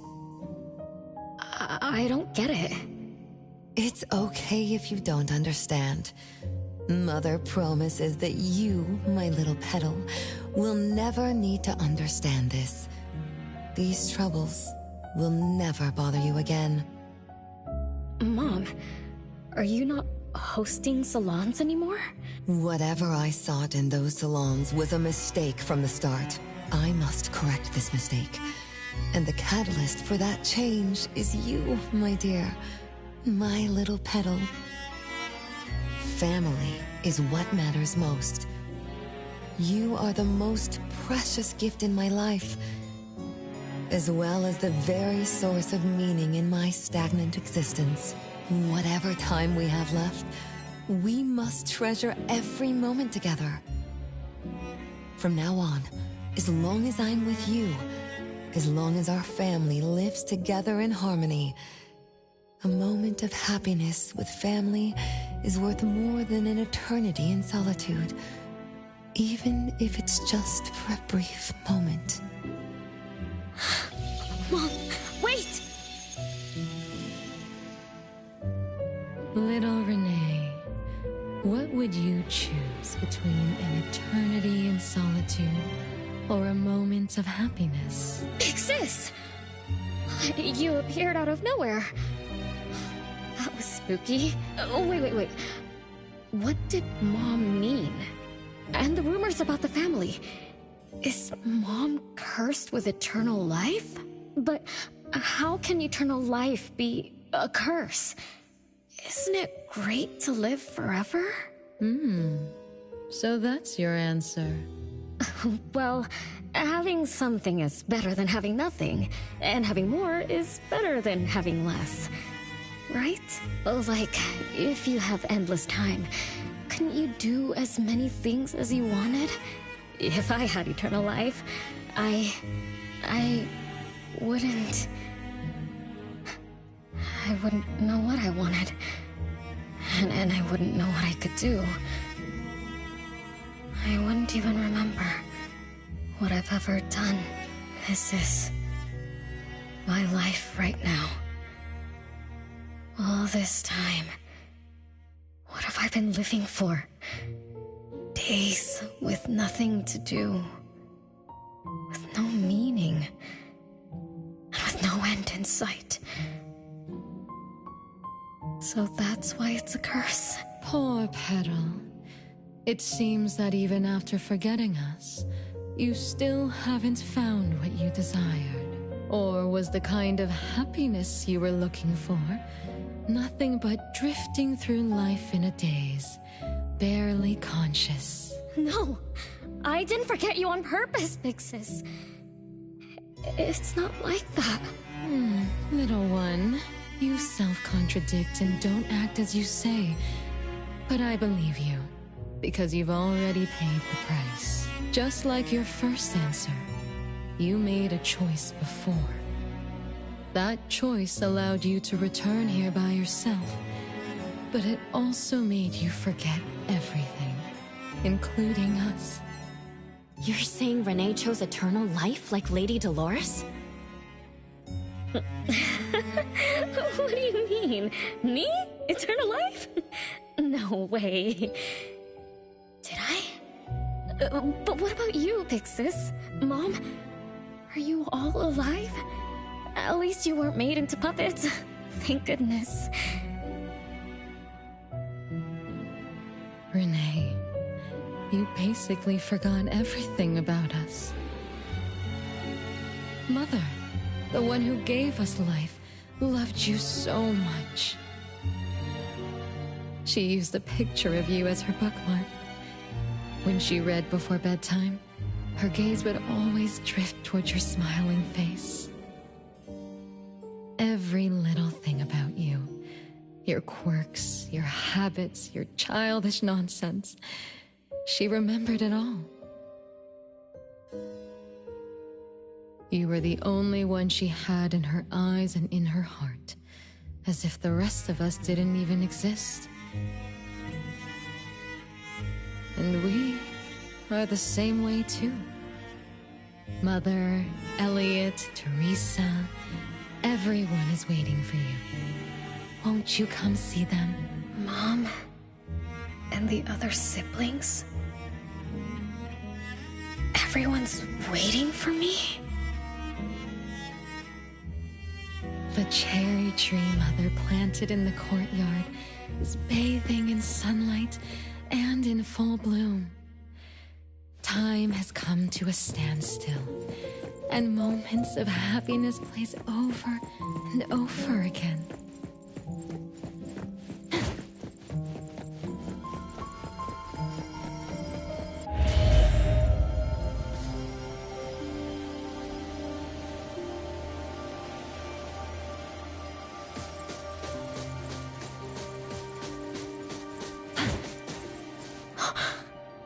It's the same tree from before.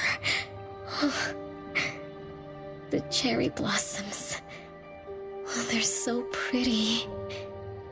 Back then, when I was looking up at this tree, I suddenly wanted to pick the most beautiful branch for Big Sis. I thought she'd definitely look pretty with cherry blossoms in her hair.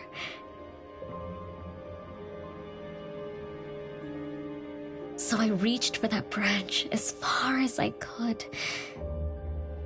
But I lost my grip and fell from the tree. Then... oh, what happened after that?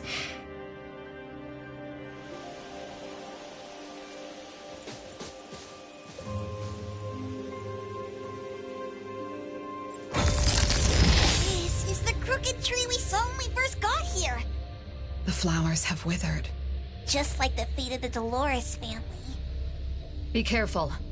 Looks like we're not the only ones here for the flowers.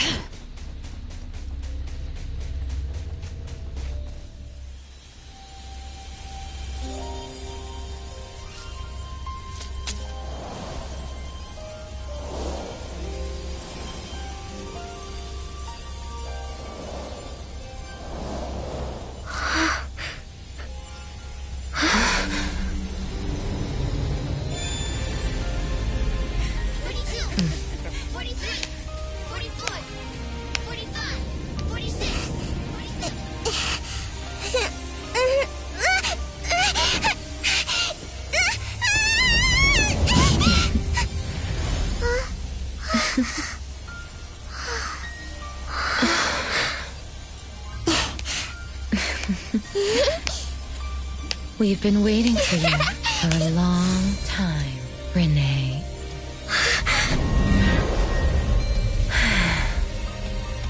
Do you remember the reason we were born? And the purpose we must serve?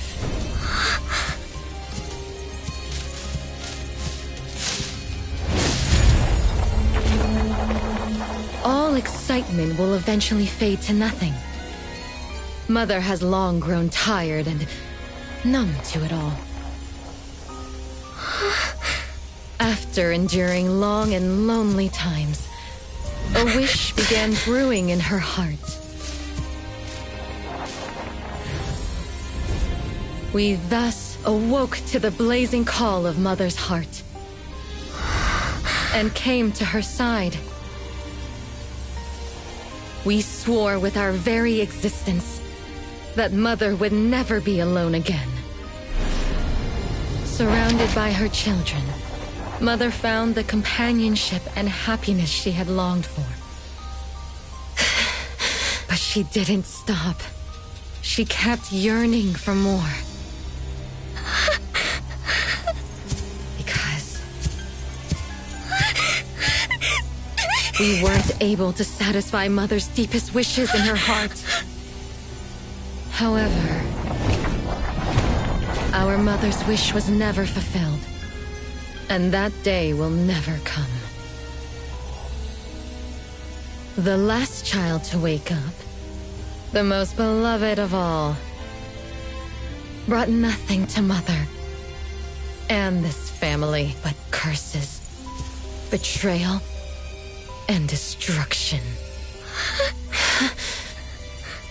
And now, she's back.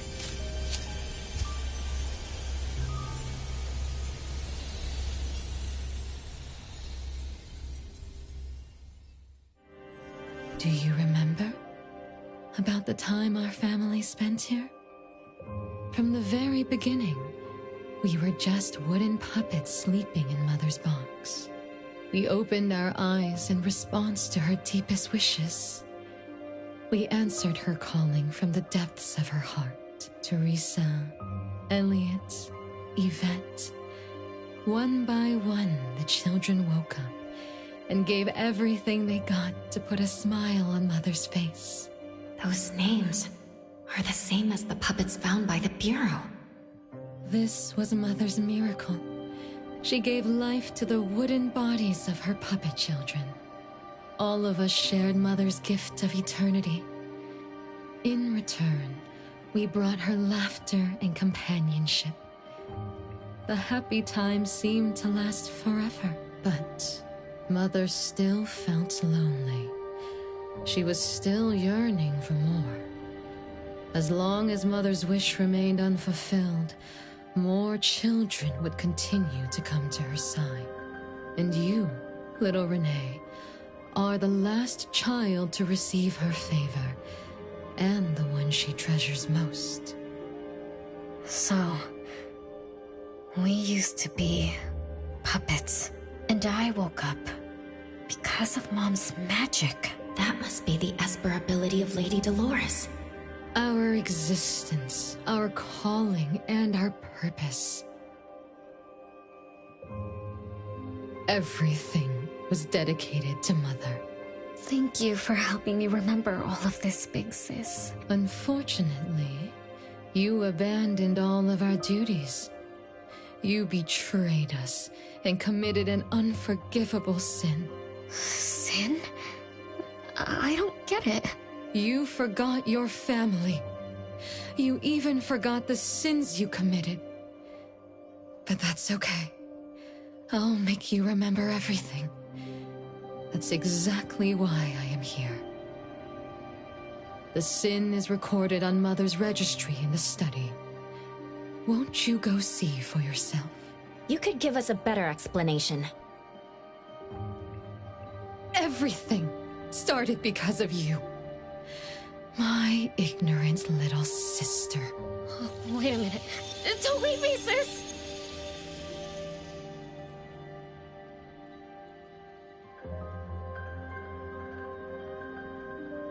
Renee, you're remembering something, right? Just like what Bella said. We're all puppets that woke up in response to Mom's wishes. We exist to keep Mom company. I remember many, many things now. I had tea with my siblings. We also played hide and seek at home. But Mom, our beloved Mom, where is she now? Why am I the only one alive by myself? Where did they all go? We'll have to check the study.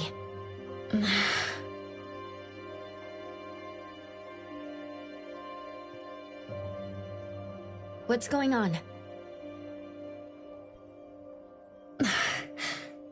I have no memory of that place. But I feel scared. There is something in the study.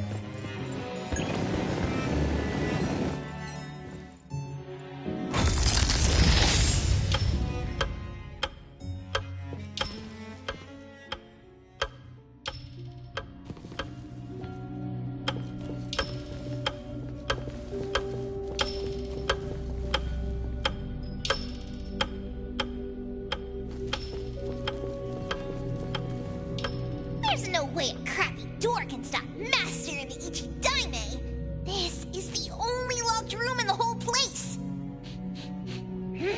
I smell secrets.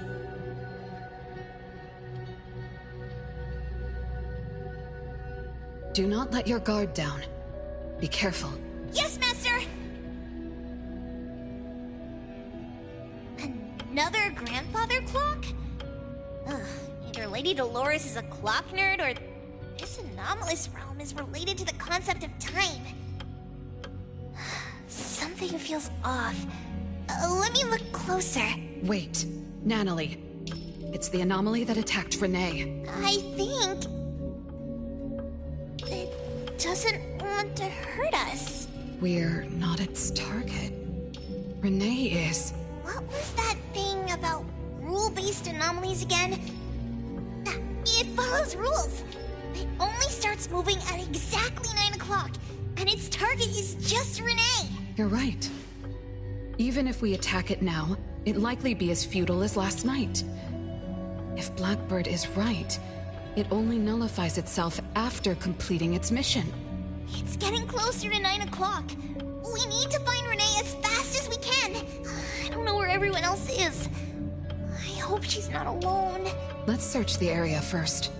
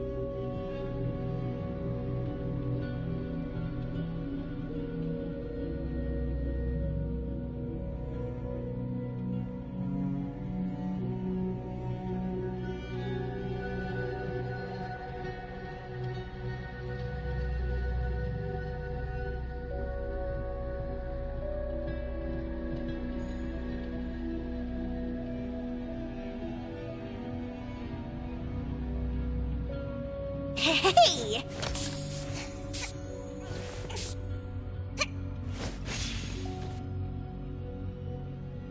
With so many siblings around, the house must be crowded, right? I wonder what it's like, playing and messing around with them every day. Master, do you have any siblings? Yes and no. I did once live in a garden with many sisters, but none of us were related by blood. Huh? If you're not related at all, why did you have to live together? Mother collected beautiful flowers as she saw fit. Of course, she was also a woman with no blood relation to any of us. That's so weird. Well, but isn't that not too different from the Constantine family? There are some similarities, but knowing the Constantines, I find it somewhat ironic that our mother and Dolores are complete opposites. I can sense Lady Dolores' sincere feelings as she cared for her children. Though they are puppets, she treated them as real children. In contrast, the other mother simply manipulated the children she collected into decorative pieces for her own fancy. Master, I don't know what was going on, but I'm glad that you got out of the garden. I think so too.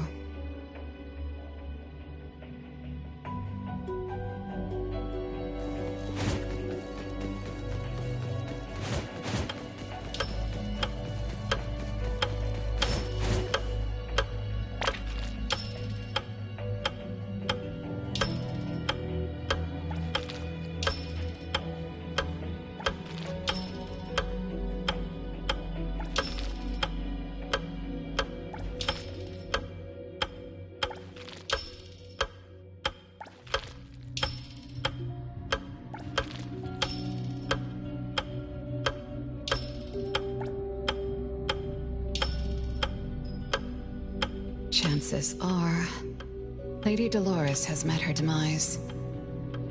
Only Renee's number is different. We won't let it turn into zero. The curse of eternal life, a fallen family, a blank tomorrow. Hints about time are all over the place. Could the numbers represent lifespan? Huh? Let's see. 20,000 days is roughly 50 years. Blackbird also said that the family was gone for about half a century.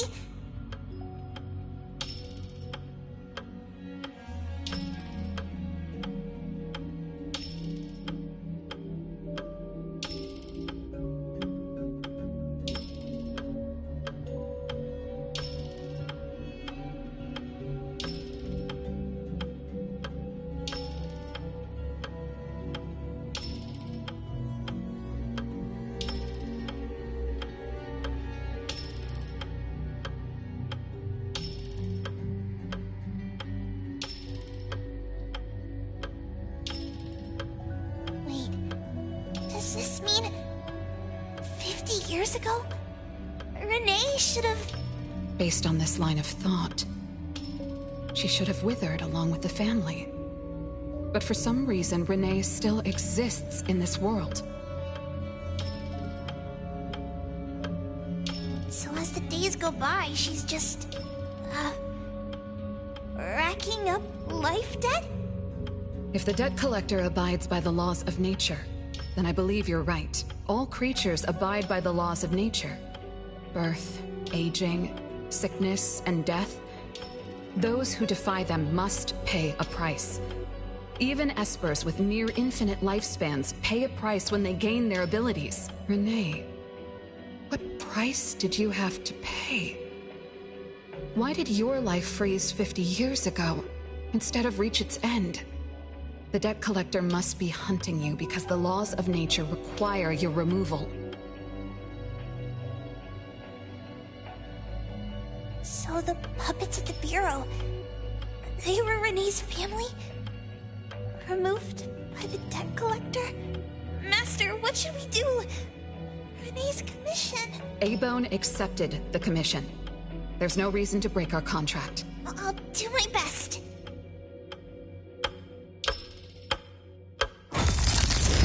You know? Yes, Mother.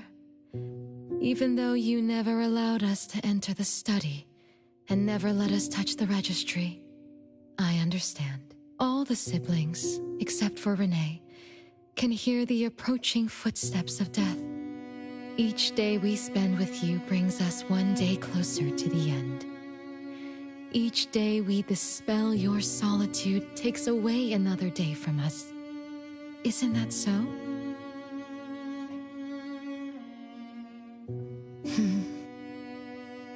It shouldn't be like this. As your creations, we are willing to warm your empty heart forever and bring you to the happiness you long for until you no longer need us. But she ruined all of this. When she was born, that cursed registry appeared in our home. Our names were written on its pages, and with them, numbers marking our precious days remaining in the world, slipping away with each sunrise. When Renee was born along with the curse, we realized the countdown began to tick steadily, and we knew all too well that our magic will fade away. There aren't many remaining days for us to serve you. In our final moments, we want to do everything we can to make you happy. But Mother, we don't understand. Why are your eyes solely fixed on Renee? Teresa planted exotic flowers. Elliot made sweets to your taste. Yvette designed and tailored clothes. We gave it all to win a smile from you.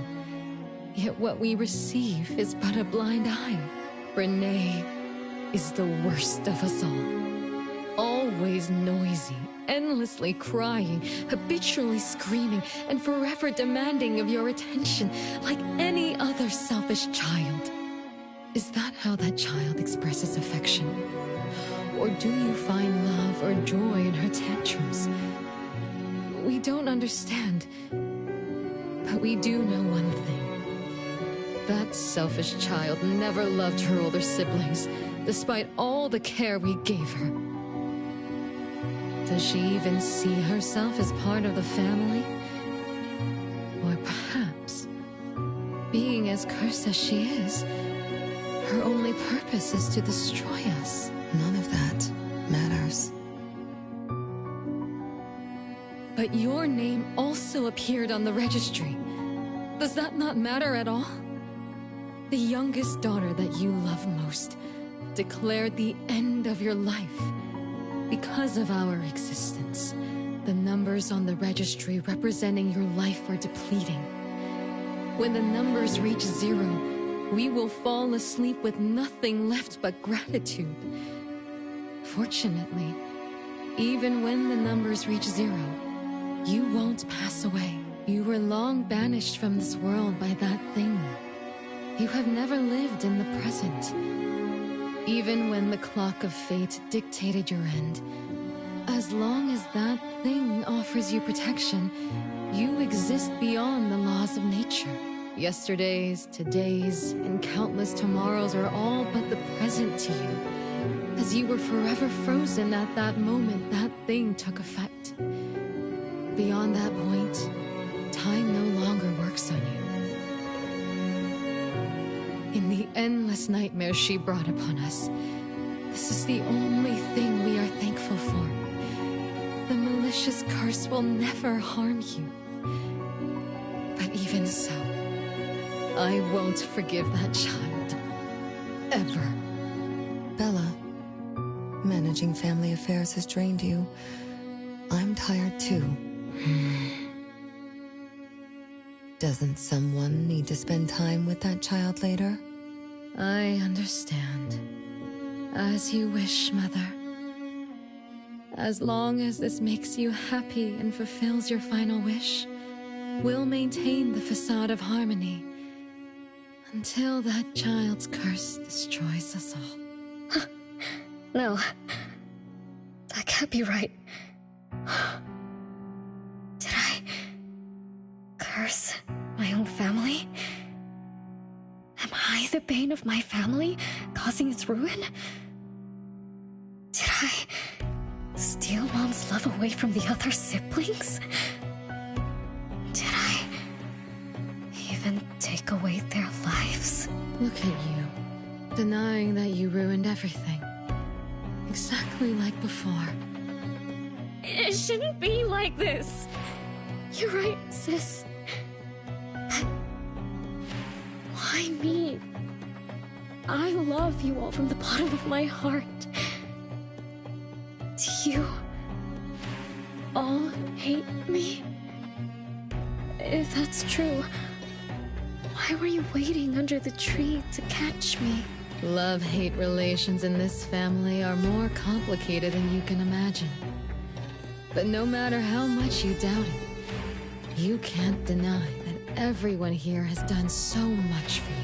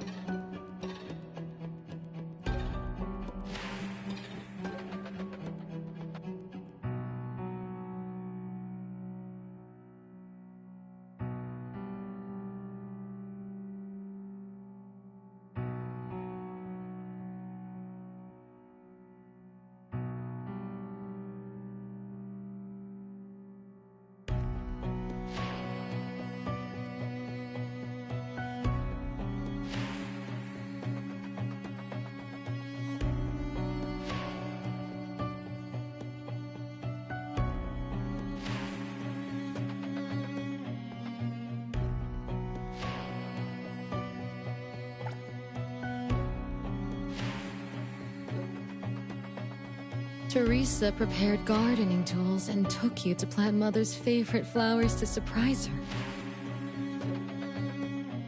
But what did you do? You barely scooped some dirt before rushing to Mother for praise. When Mother saw the cuts on your hands from fooling around, she scolded Teresa for giving you hard work. You ran around Elliot each day, saying you desperately wanted to grow as tall as he was. So he managed your diet and made sure you drank milk. But you, just because he worried you'd get cavities and hid the candy jar on a high shelf, you complained to Mother that your brother was giving you a harsh diet. Every time you fell and tore your clothes, someone would mend them meticulously. Nevertheless, you always ignored their efforts and pestered Mother for new clothes. Mother's wish was to have a harmonious family. We were all trying to fulfill that wish, trying not to ruin anything. It would have been so much easier to pretend and spoil you the way Mother did. We could have created the harmonious family Mother wanted, even if it was just a facade. That would have sufficed.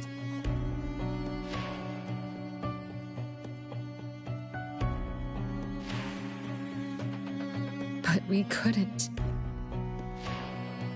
Even after all your mistakes, we couldn't help but love you like real family. You were our most precious little girl. However, in the face of death, in the face of the curse you brought upon us, even the most sincere love wears out. From the moment you were born, we've been shrouded in the shadow of your curse. The most unforgivable thing is, Mother, she who brought us into the world, was the one to pay the ultimate price.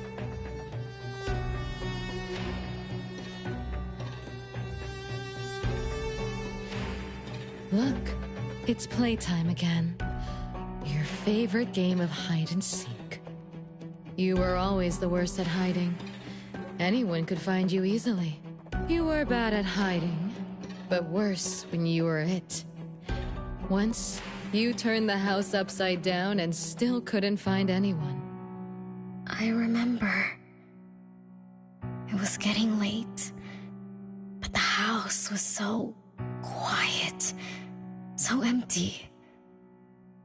I remembered the ghost stories you told me.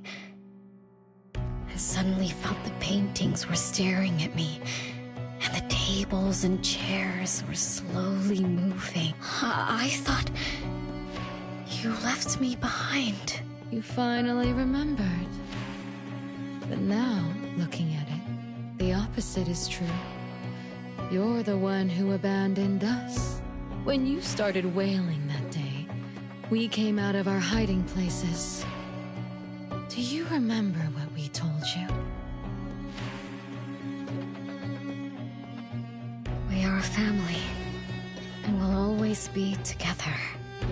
That's right. Good girl.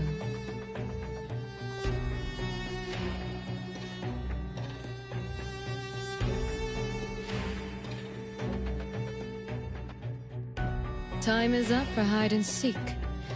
Once again, you're all alone. Come find us. I'll be it? This time, you have to find all of us. We'll be waiting for you.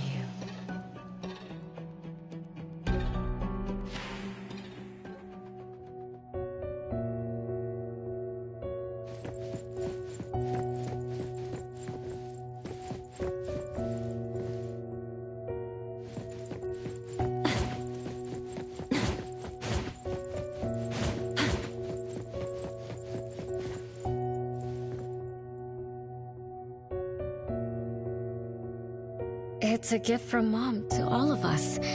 I have one too. Though I carry it all the time, I've forgotten where it came from and what it means. Oh, it's so good to be back.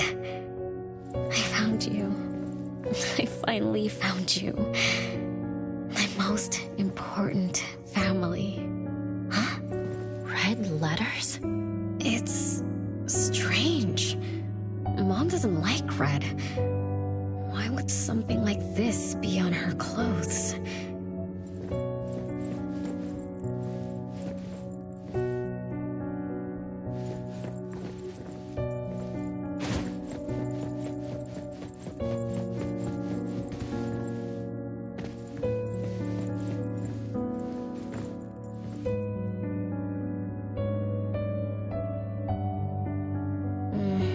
I'm still bothered by those red letters. Aren't they the first letters of names? If they are names, they do match with the voices we heard earlier. But that bright red, it's like a warning. I don't think Mom did this.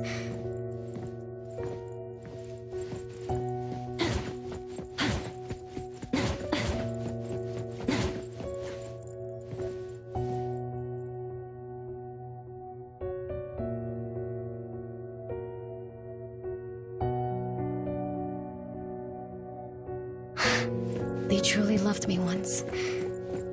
Which is why now they hate me so much. I understand. I'm sorry for making you go through so much in the past. I'm sorry I'm only learning this just now. But I'm grateful that I finally do. Big brothers and sisters, what can I do for you? I came back here because there was something I can do. Right?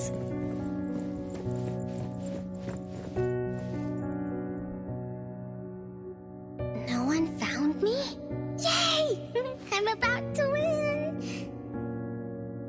I already told you I'd win this time. No one will think Renee is hiding here. It's Renee's secret hideout. Who's that? Me? I thought we were it, so we can find my siblings. But why is my childhood self here? Back then, who was actually it? Was it Mom? Wait a second. Are we really seeing the past? I think so. I do remember something like that happened when I was a kid, but I only remembered part of it. What we saw should be the whole thing. Are you really sure this is the whole thing? At least, that really happened. Every small thing I remember confirms that they were real. So those words, all those hurtful words, they were real too. Is that right? Something doesn't add up. Please, follow me.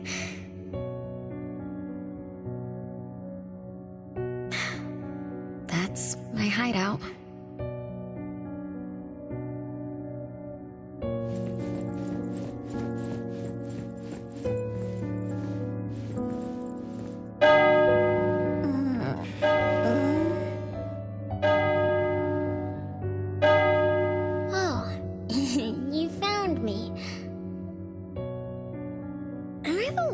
To be found? That means I almost won, right? Next time, I'm going to hide somewhere no one can find. Oh, are we going to eat soon? Remember to wash your hands before eating. My big sis and big bro will check. If I don't wash my hands, he'll pinch my cheeks. He always says my cheeks are like the softest dough. He only says that because he wants to pinch them. I'm going back now. Is this the last puppet? No. The last one is here. Look, another letter. R. I've always always carried this puppet around. Why is there a red letter etched to it too? It must mean... You finally arrived, Renee. Yes. Big Sis, I'm back. But you still don't understand. All you did was watch a replay of how our family met our demise. You must have enjoyed how we cursed ones relive our miseries day after day. No, Big Sis, that's not true.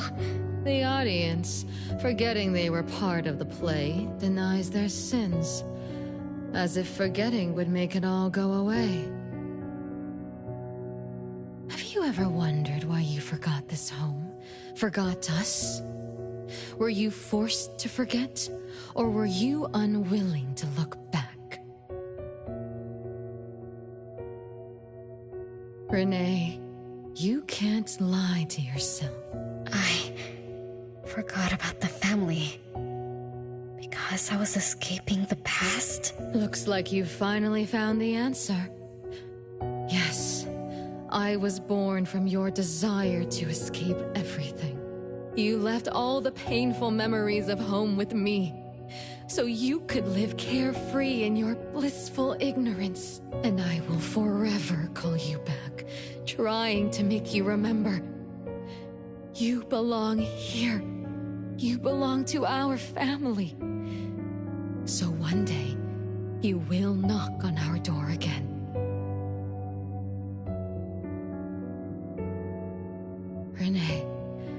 Renee, what feelings do you carry as you come home? Now that you remember what happened when we were children, now that you know of the curse you cast upon us, are you shaken? Do you even feel the slightest bit of guilt? You won't. You've always been selfish, greedy, and reckless. You betrayed the very purpose we were born to follow. To love Mother, to be with Mother, and exist only to fulfill her wishes. I'm so sorry. I'm so sorry. You shouldn't apologize to me. Have you ever thought about our mother? Our mother who exists outside the flow of time? What could be her ultimate fate? Mom? What happened to Mom? She gave you everything. All her love, all her life, and that thing. Her eternal present, which would have sustained Mother's immortality.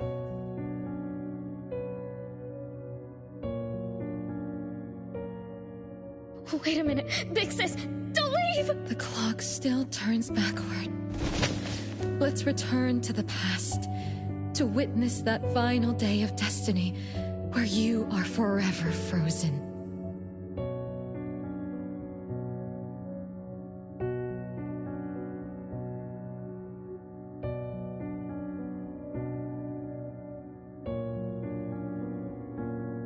Come then, child of betrayal.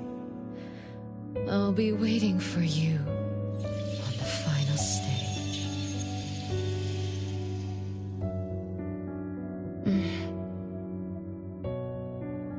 Yes. I betrayed this family. I lived in a daze. Left my family behind. Just to forget my own sins and escape from my endless guilt. That sin. An unforgivable betrayal. I lived for so long, without purpose. Until today. Renee? Look. This is the message my siblings left behind. I'm not just the cursed child. I also betrayed this home. Betrayed everyone. Betrayed Mom. But my family is still calling out to me. I still have a chance, right? If only I could go back to the past. Back to that last day at home. There's only 2 hours left. I need to find a solution soon. I should talk to Renee about what just happened.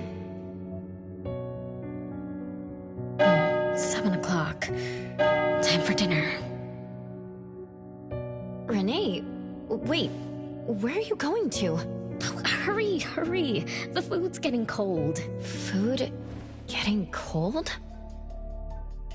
I can't keep Mom waiting for too long. I can't make her sad. Renee? That is not allowed. Absolutely not. I can't get to Renee. She's completely lost in the past. Let me organize the clues I've gathered so far. Could the curse in this family be the rule-based anomaly that attacks Renee every night? After all, Renee and her siblings likely aren't entities that abide by the laws of nature. It does make sense to be targeted for that reason. But if that's the case, why does the anomaly only appear when Renee wakes up? Shouldn't the anomaly that enforces the laws of nature have appeared with the first child? Can we really trust this, Bella? Something's not right. Also, why does the puppet Renee carries also have a red letter on it? Are these things caused by the anomalous realm? Or perhaps someone, an Esper, orchestrated all of this. Is that Bella really a shadow from the past? Anyway, I should catch up with Renee.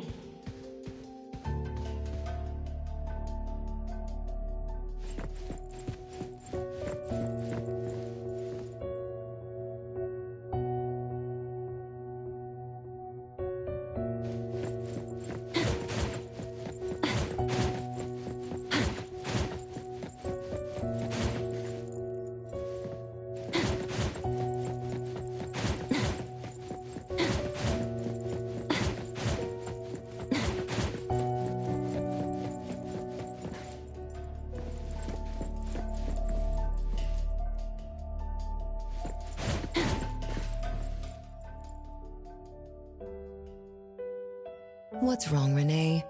You haven't eaten much. Big Bro's cooking is great. I'm just not hungry. The Mighty King looks tired. He's not moving at all. He won't even sing anymore. Your little cricket? Yeah, my favorite one. Did the Mighty King die? He was still wiggling his whiskers around confidently yesterday. Or maybe he's just in a bad mood. Like me. I don't know. In my garden, the cherry tree sprouts green buds, while my little Renee blooms with laughter. Each day, withered leaves drift down, returning to soil, resting peacefully with insects that will never sing again. Such is life, a circle without end. Don't be sad.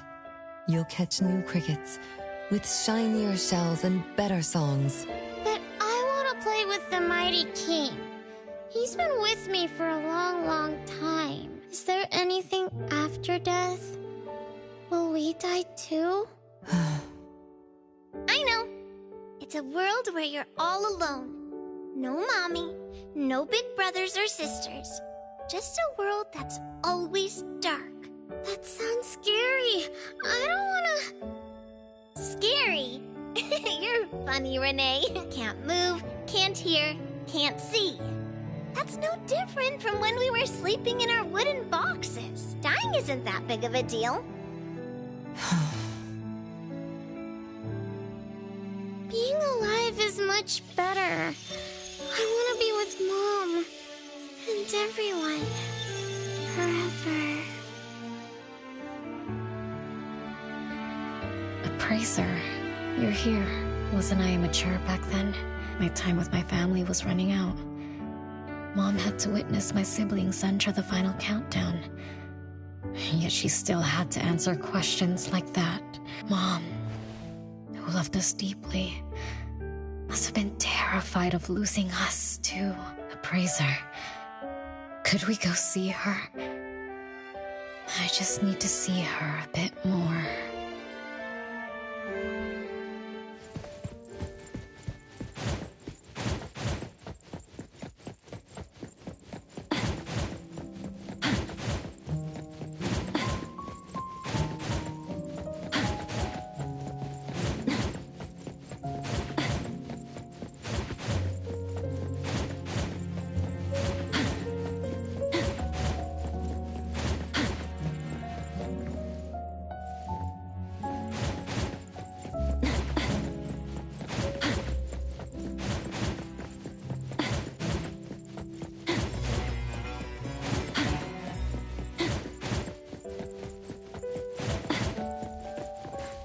It's way past your bedtime, little troublemaker.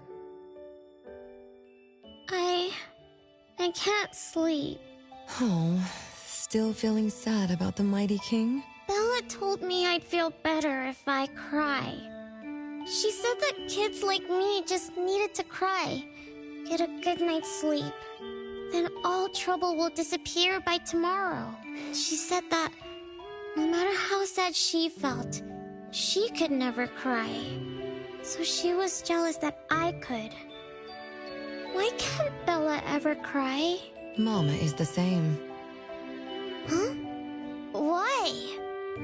Is it because you are grown-ups? Because grown-ups are strong? Mom and Sis work so hard for every chore in the house. I want to grow up soon to help you. I'll grow as tall as Mom wants. Oh, if you want to grow tall soon, you can't be picky about food. No, I don't want to eat green peas. All right now, Mama will tell you a story and put you to bed. You'll grow fast as long as you sleep, okay?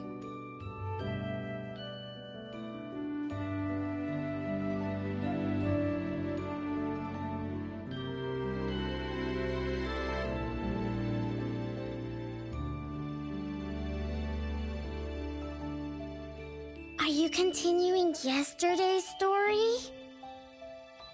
No, tonight I'm telling you a story that no one has ever heard before.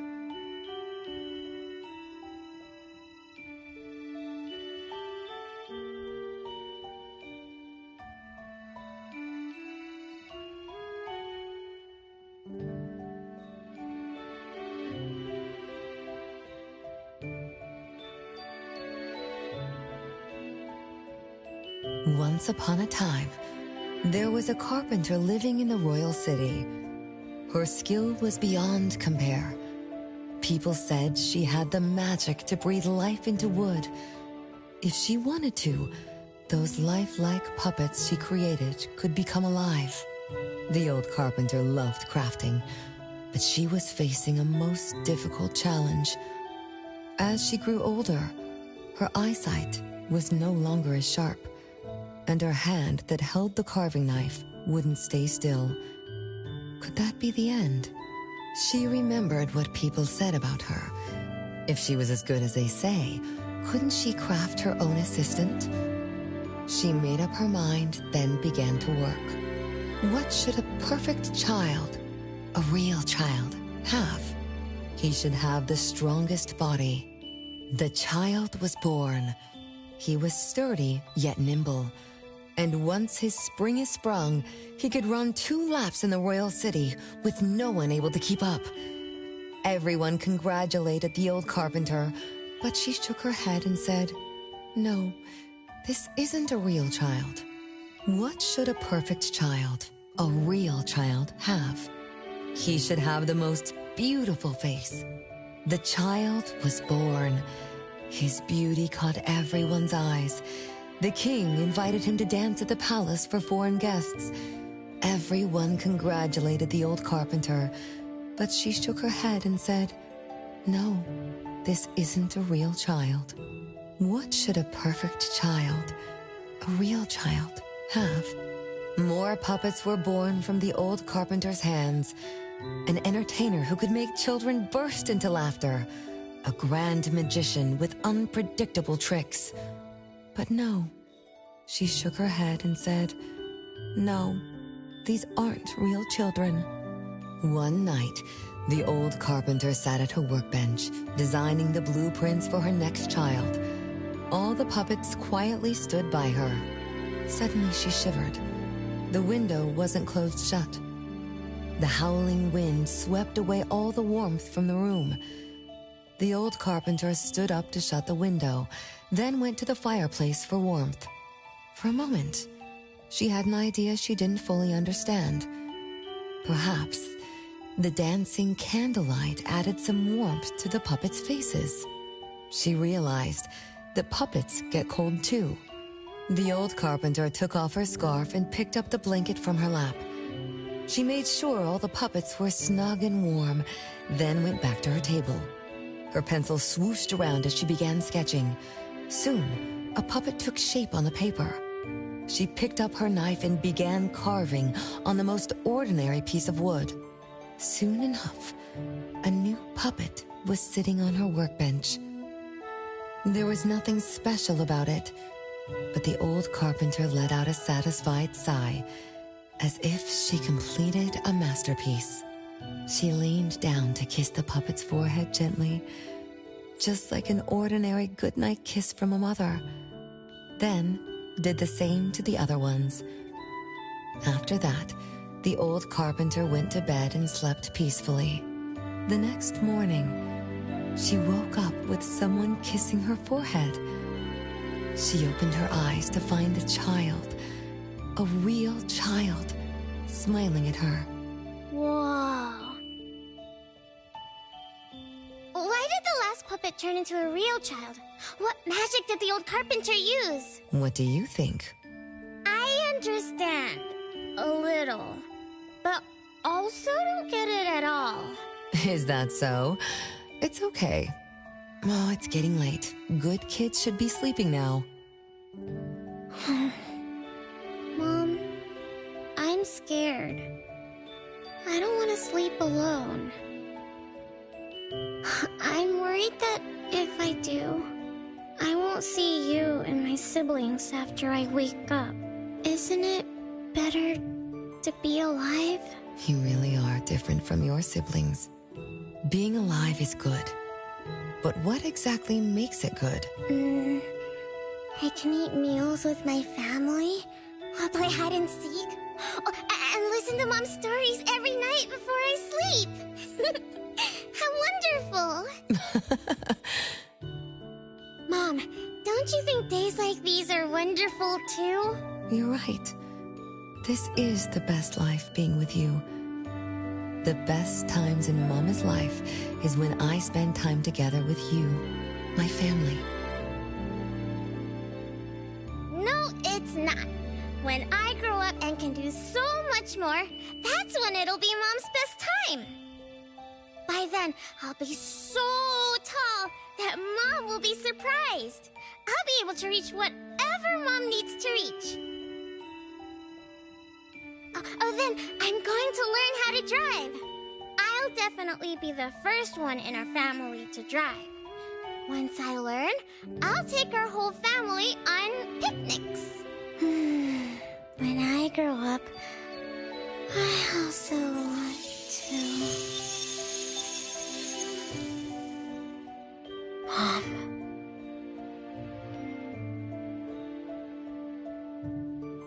Live. Live forever and ever. Do you remember now? That most selfish and greedy wish you made to our mother. With our death sentence, we should have turned back into puppets over 50 years ago. Have you ever wondered why you've been able to escape the debt collector until today? That's the secret that granted eternal life. The secret that froze Mother's body and soul at that very moment, and the price she paid for this eternal moment. Exiling herself out of the mortal world, living without worry or care, without joy or sorrow, without thought or feeling. She should have been enjoying her unmoving life, and we should have been nothing but puppets she made on a whim, with the sole purpose to serve as her children. All we had to do was live under Mother's roof, love her, be loyal to her, and fulfill all her wishes. It should have been that way, even when faced with the registry, faced with the curse you invited. All we could do was to give everything we got, and do our best to fulfill our mission until the countdown ends. But what about you? You endlessly sought for Mother's attention, affection, and everything she could possibly give. Now tell me, on that final night, what did you wish from Mother? I told her I wanted to grow up fast. That's right, honest child. And then...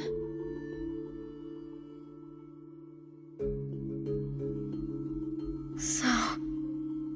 Mom gave it to me. Her eternal present. No! It shouldn't be like this! I didn't know! What have I done?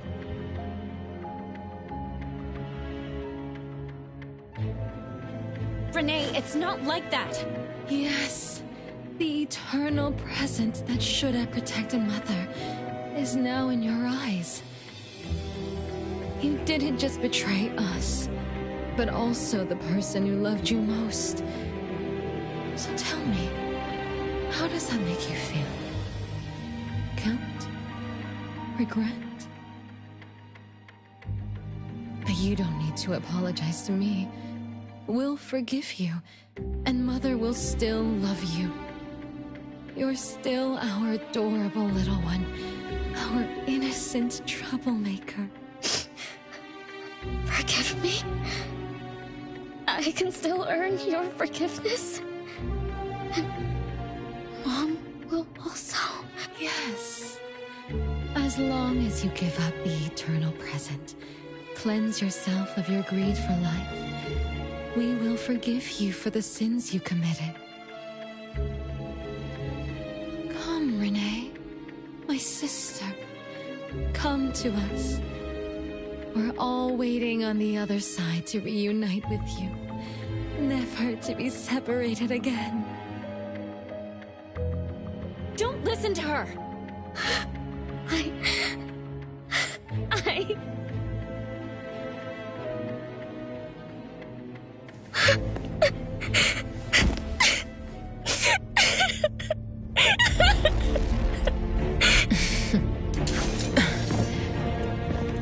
Who exactly are you?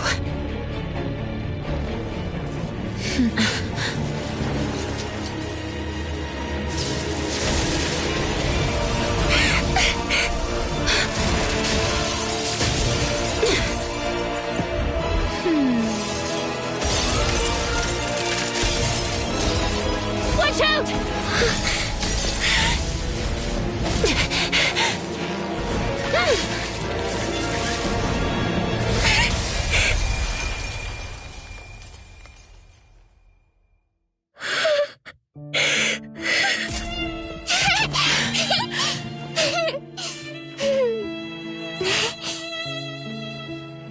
Remember to get to bed early and eat your veggies.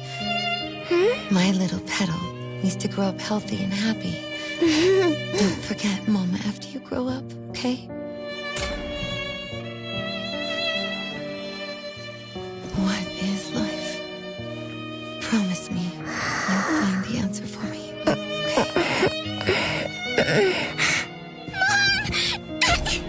Where are you going?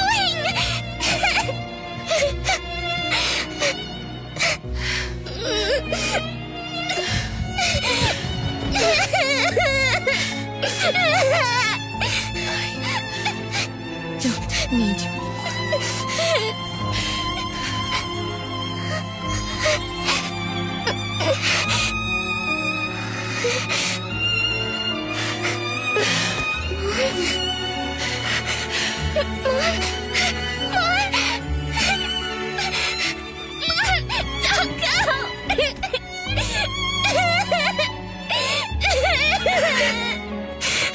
It's all my fault.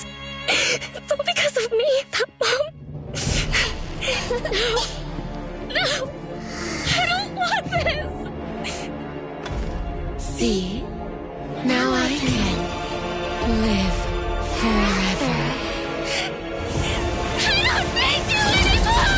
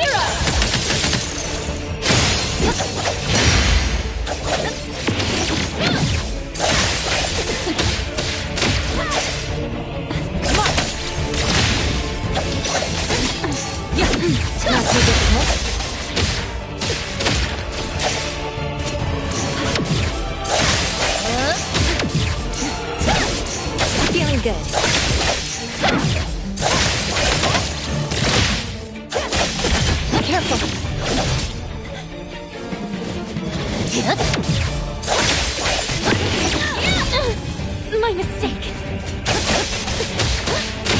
Big splinter and fracture. Not too difficult.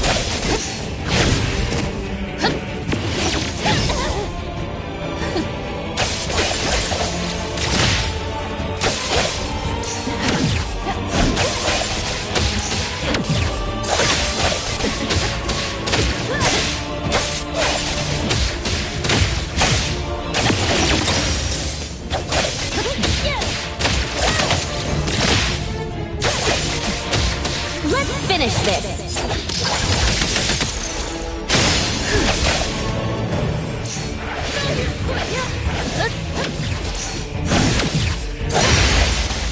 Stronger than I expected.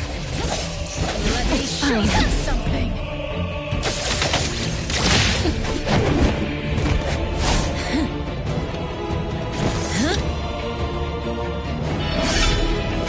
You're just a plaything in this illusory realm.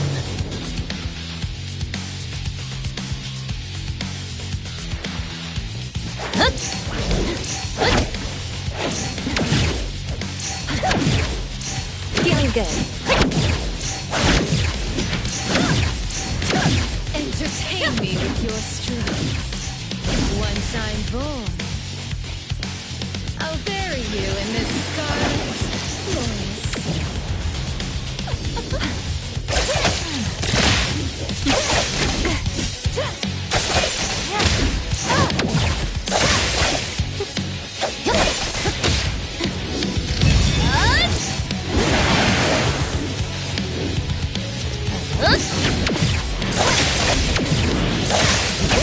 Not too difficult.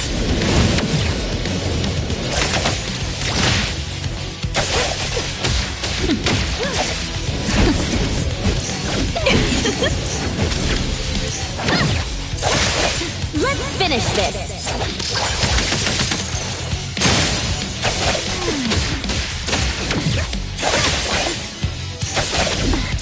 Feeling good.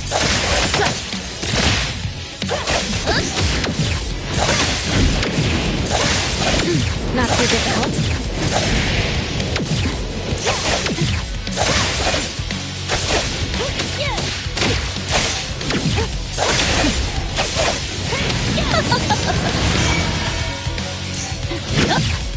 Feeling good.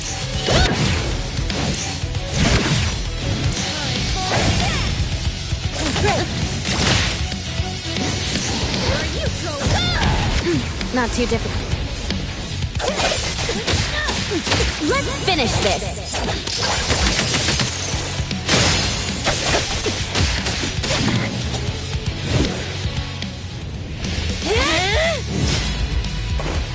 You. I won't let you do this! Such arrogance!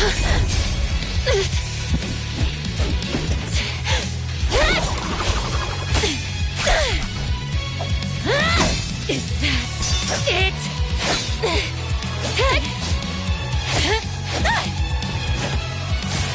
Come again! As you wish! Interesting. Unfortunately, this is the end! Cower before me!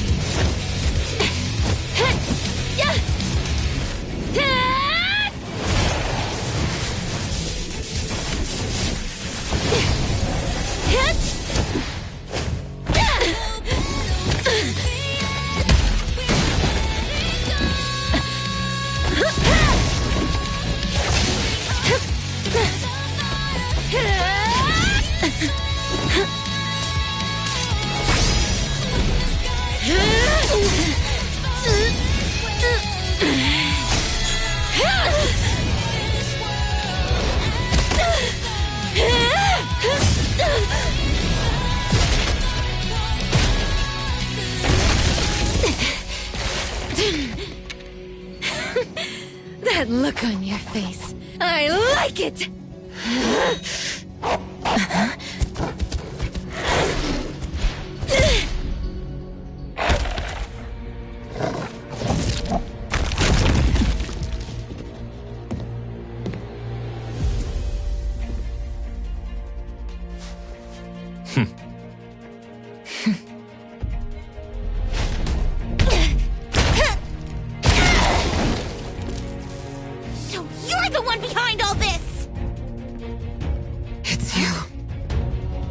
at once?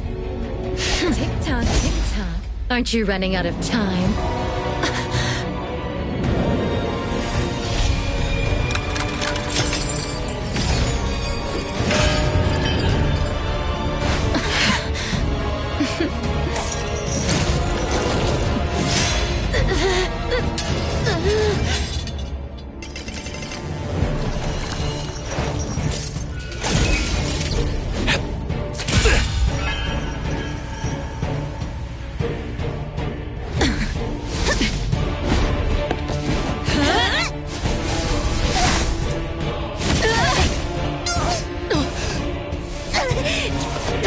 You're slower, Daffodil.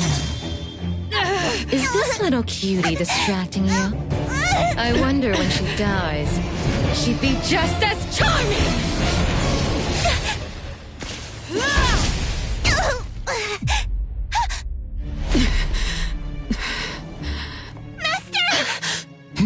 How nostalgic, sister.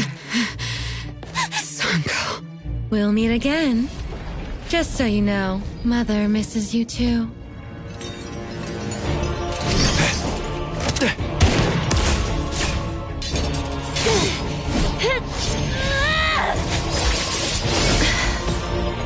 Daffodil! I'm fine.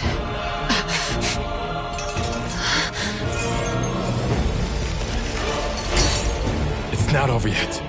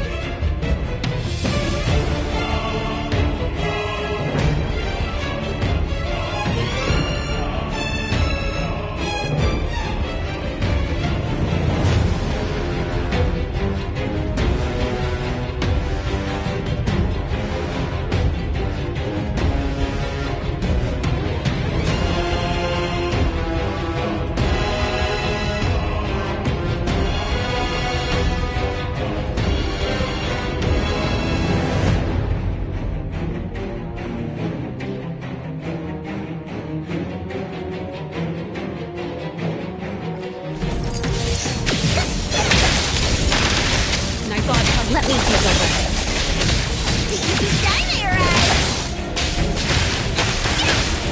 Nice work.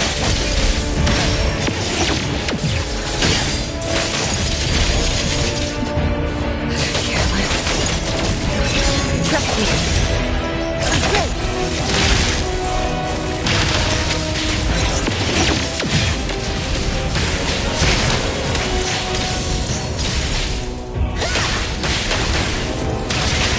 Everyone, follow my command!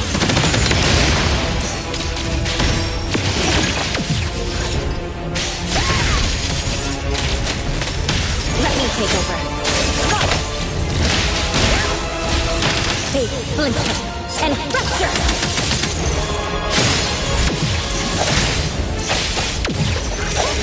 Feeling good. Here I am. Thousand eyes, awaken!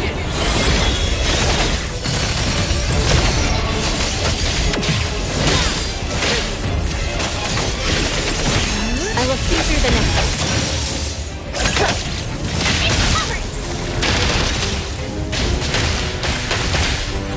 Trust me. Leave it to me. I will see through the nexus.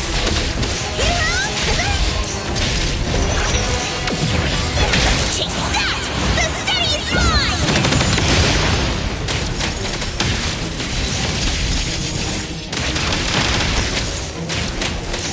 Trust me. Let's finish this.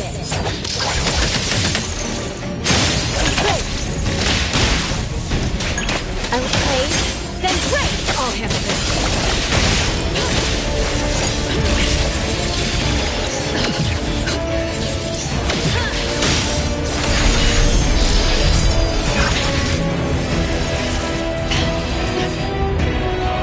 You don't know how to give up.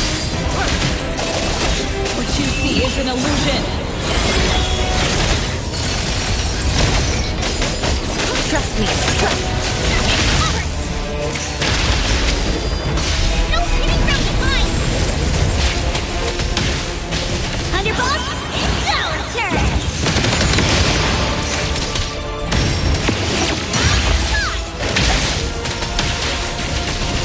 Let me slide it. Fight hero!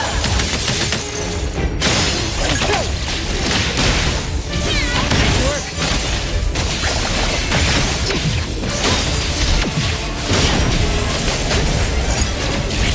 Your moves are sloppy.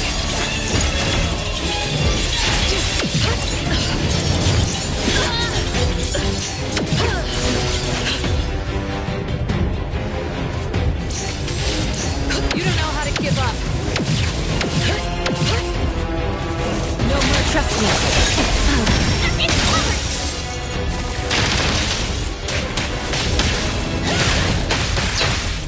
Nice work.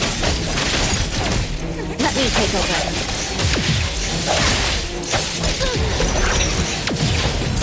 Leave it to me. Nowhere to hide.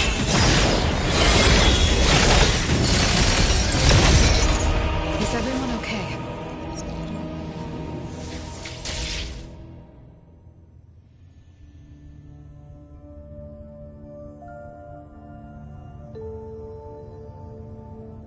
I'm fine, but Daffodil, are you okay? Master got hurt the worst, and it's all because of me. I'm fine, really. It's good that you're okay. Renee's unharmed too. Just dizzy from breaking free of the anomaly spell.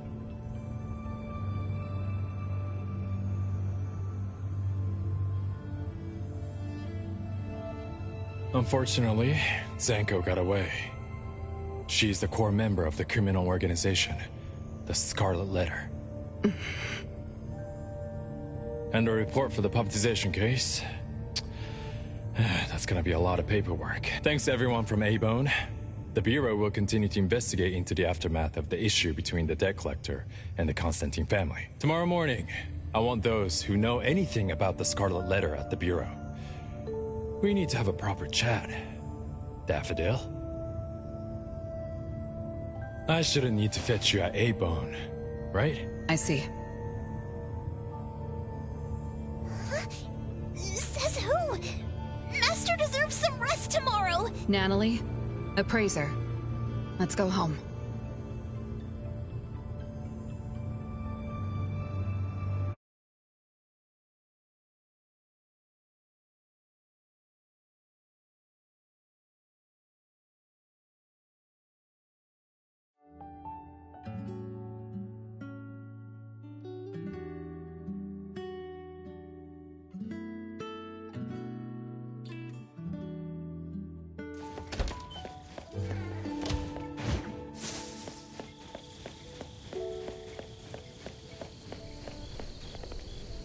How are your wounds? You should rest earlier tonight.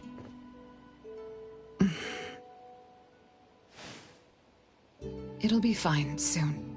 And how are you? Are you okay? Her Esper ability can affect people's minds through auditory and visual hallucinations. I see. So all the stuff Renee and I saw were illusions layered on top of the debt collector's anomalous realm. Or rather, an illusory world tailor-made to her understanding of Renee, after thoroughly excavating Renee's thoughts and feelings. In other words, Zanko used her Esper ability to alter the family's history, making Renee believe she was responsible for her family's deaths, leading her to voluntarily give up her eternal present. The eternal present probably requires the owner's verbal consent before it can detach itself. An anomaly that can grant its host immortality must be incredibly rare. The Scarlet Letter has acquired more than one rare anomaly. The incident at the Abisu auction was also their doing, with these reckless hits. It's like the Scarlet Letter is announcing their arrival at Hetero. This is just what their leader, Madame T, will do to demonstrate her superiority. Madame T? Is she the mother Zanko spoke of? When she said, "Mother misses you too," could it be... I should have killed her back then. So Zanko used Scarlet Letters to spell betrayer. She could be considered my adoptive mother. I don't deny that she gave me the first home I knew of. It's true. I was once a member of the Scarlet Letter. No wonder Chaos spoke like that. He must have known that Daffodil was a member of the Scarlet Letter, the criminal organization he's pursuing. So Zanko went through all this trouble just to get the Bureau's attention? Hey, what matters now is that you're Daffodil from the A-Bone Antique Shop. Thank you. You're a good person. It's getting late. Good night, appraiser.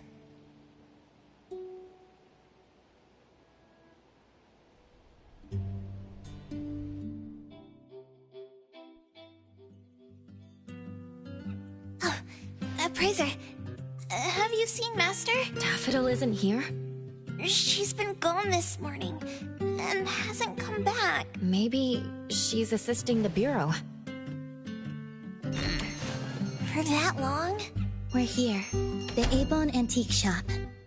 Appraiser, Natalie, good morning. Renee! How are you feeling? And this is... This is Linko from ETD-6. Oh, so Chaos is handing Renee over to ETD-6 to take care of. Hello there. Take care of? We were just going in the same direction. Linko also has something to do at A-Bone, so I gave her a ride when we left the Bureau. Linko, you have some business here? Mm-hmm. I do have stuff to do.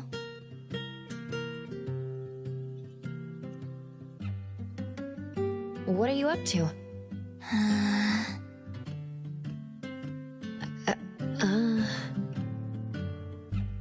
Business is already booming this early in the morning.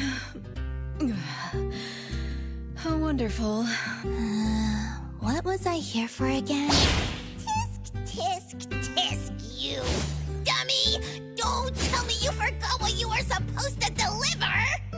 Oh, right. The delivery. Thank you, Xiaojun. Whoa! What's this? I'm an evil spirit that can devour souls! You dare disrespect me! Xiaojun is my pet. Huh? I can control your body and eat wasabi if I want to, you know. Not hungry now.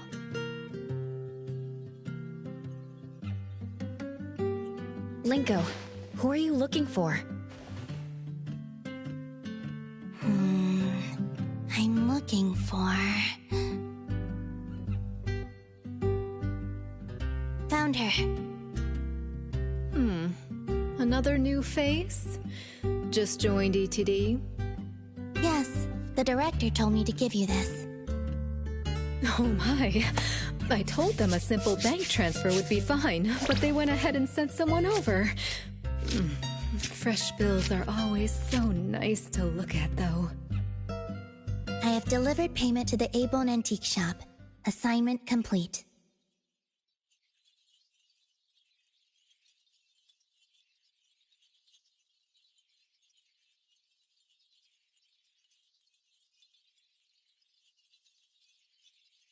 Director Alfard told me that the BAC will cover my commission fees, so that's what she meant. But I still wanted to stop by and thank you in person. Thank you, Appraiser, Nanalie, and... Daffodil's not here? Please send her my gratitude. Thanks to all of your help. I learned a lot in the past few days. I went through an amazing adventure. It was wonderful. But we couldn't stop Zango from taking the eternal present. Lady Dolores left that for you, right? Must be something important. Yes. Mom gave it to me. It's a precious treasure that protects me from the debt collector. It froze my life on the day the countdown ended. My time stopped flowing, and I was forever living in the moments between death's arrival. I was tossed outside the flow of time and taken away from this world, where the years still pass and the seasons still change. For me, the eternal present negated the meaning of time. I gradually lost touch with my past and became unaware of everything happening around me. Every little thing in life that becomes precious because of the flow of time. In the end, I forgot what Mom and my siblings expected of me. I forgot why I was born and why I even existed. Until now. Was that really living? That was the secret, or rather, curse, of the eternal life Mom and I possessed. Mom was also affected. She found life dreadfully boring, so she hoped that our companionship would ease her eternal loneliness. It might have been fortunate for me to lose the eternal present, but honestly, I gained so much more. Most importantly, you helped me remember things from the past, and I finally found myself. That feels so great. I suppose I went through a rebirth, right? I'm so happy for you, Renee. What about the debt collector? Don't worry, I have a solution. Well, in addition, to make the most of this precious rebirth, I've decided to travel around the world. I'll probably leave Hethero for a very, very long time. So for each and every day ahead, I wish you good morning, good afternoon, and good evening.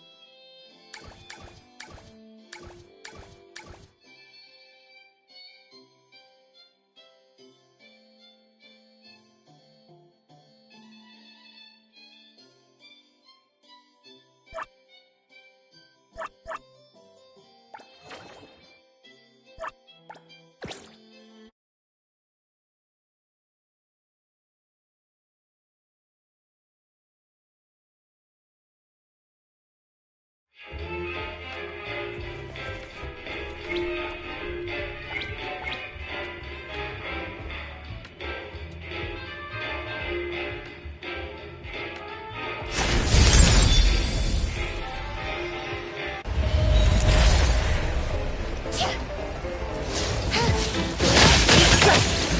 your delivery. I'm here to help compared to exams. This is just a piece of cake.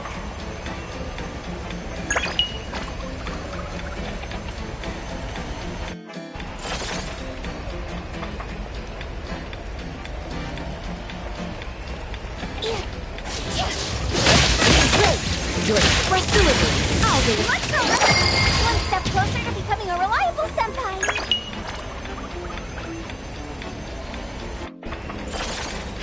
Shift change. Don't make me. I'm here to help. Leave it to me, men. Exclusive. Compared to exams, this is just a piece of cake.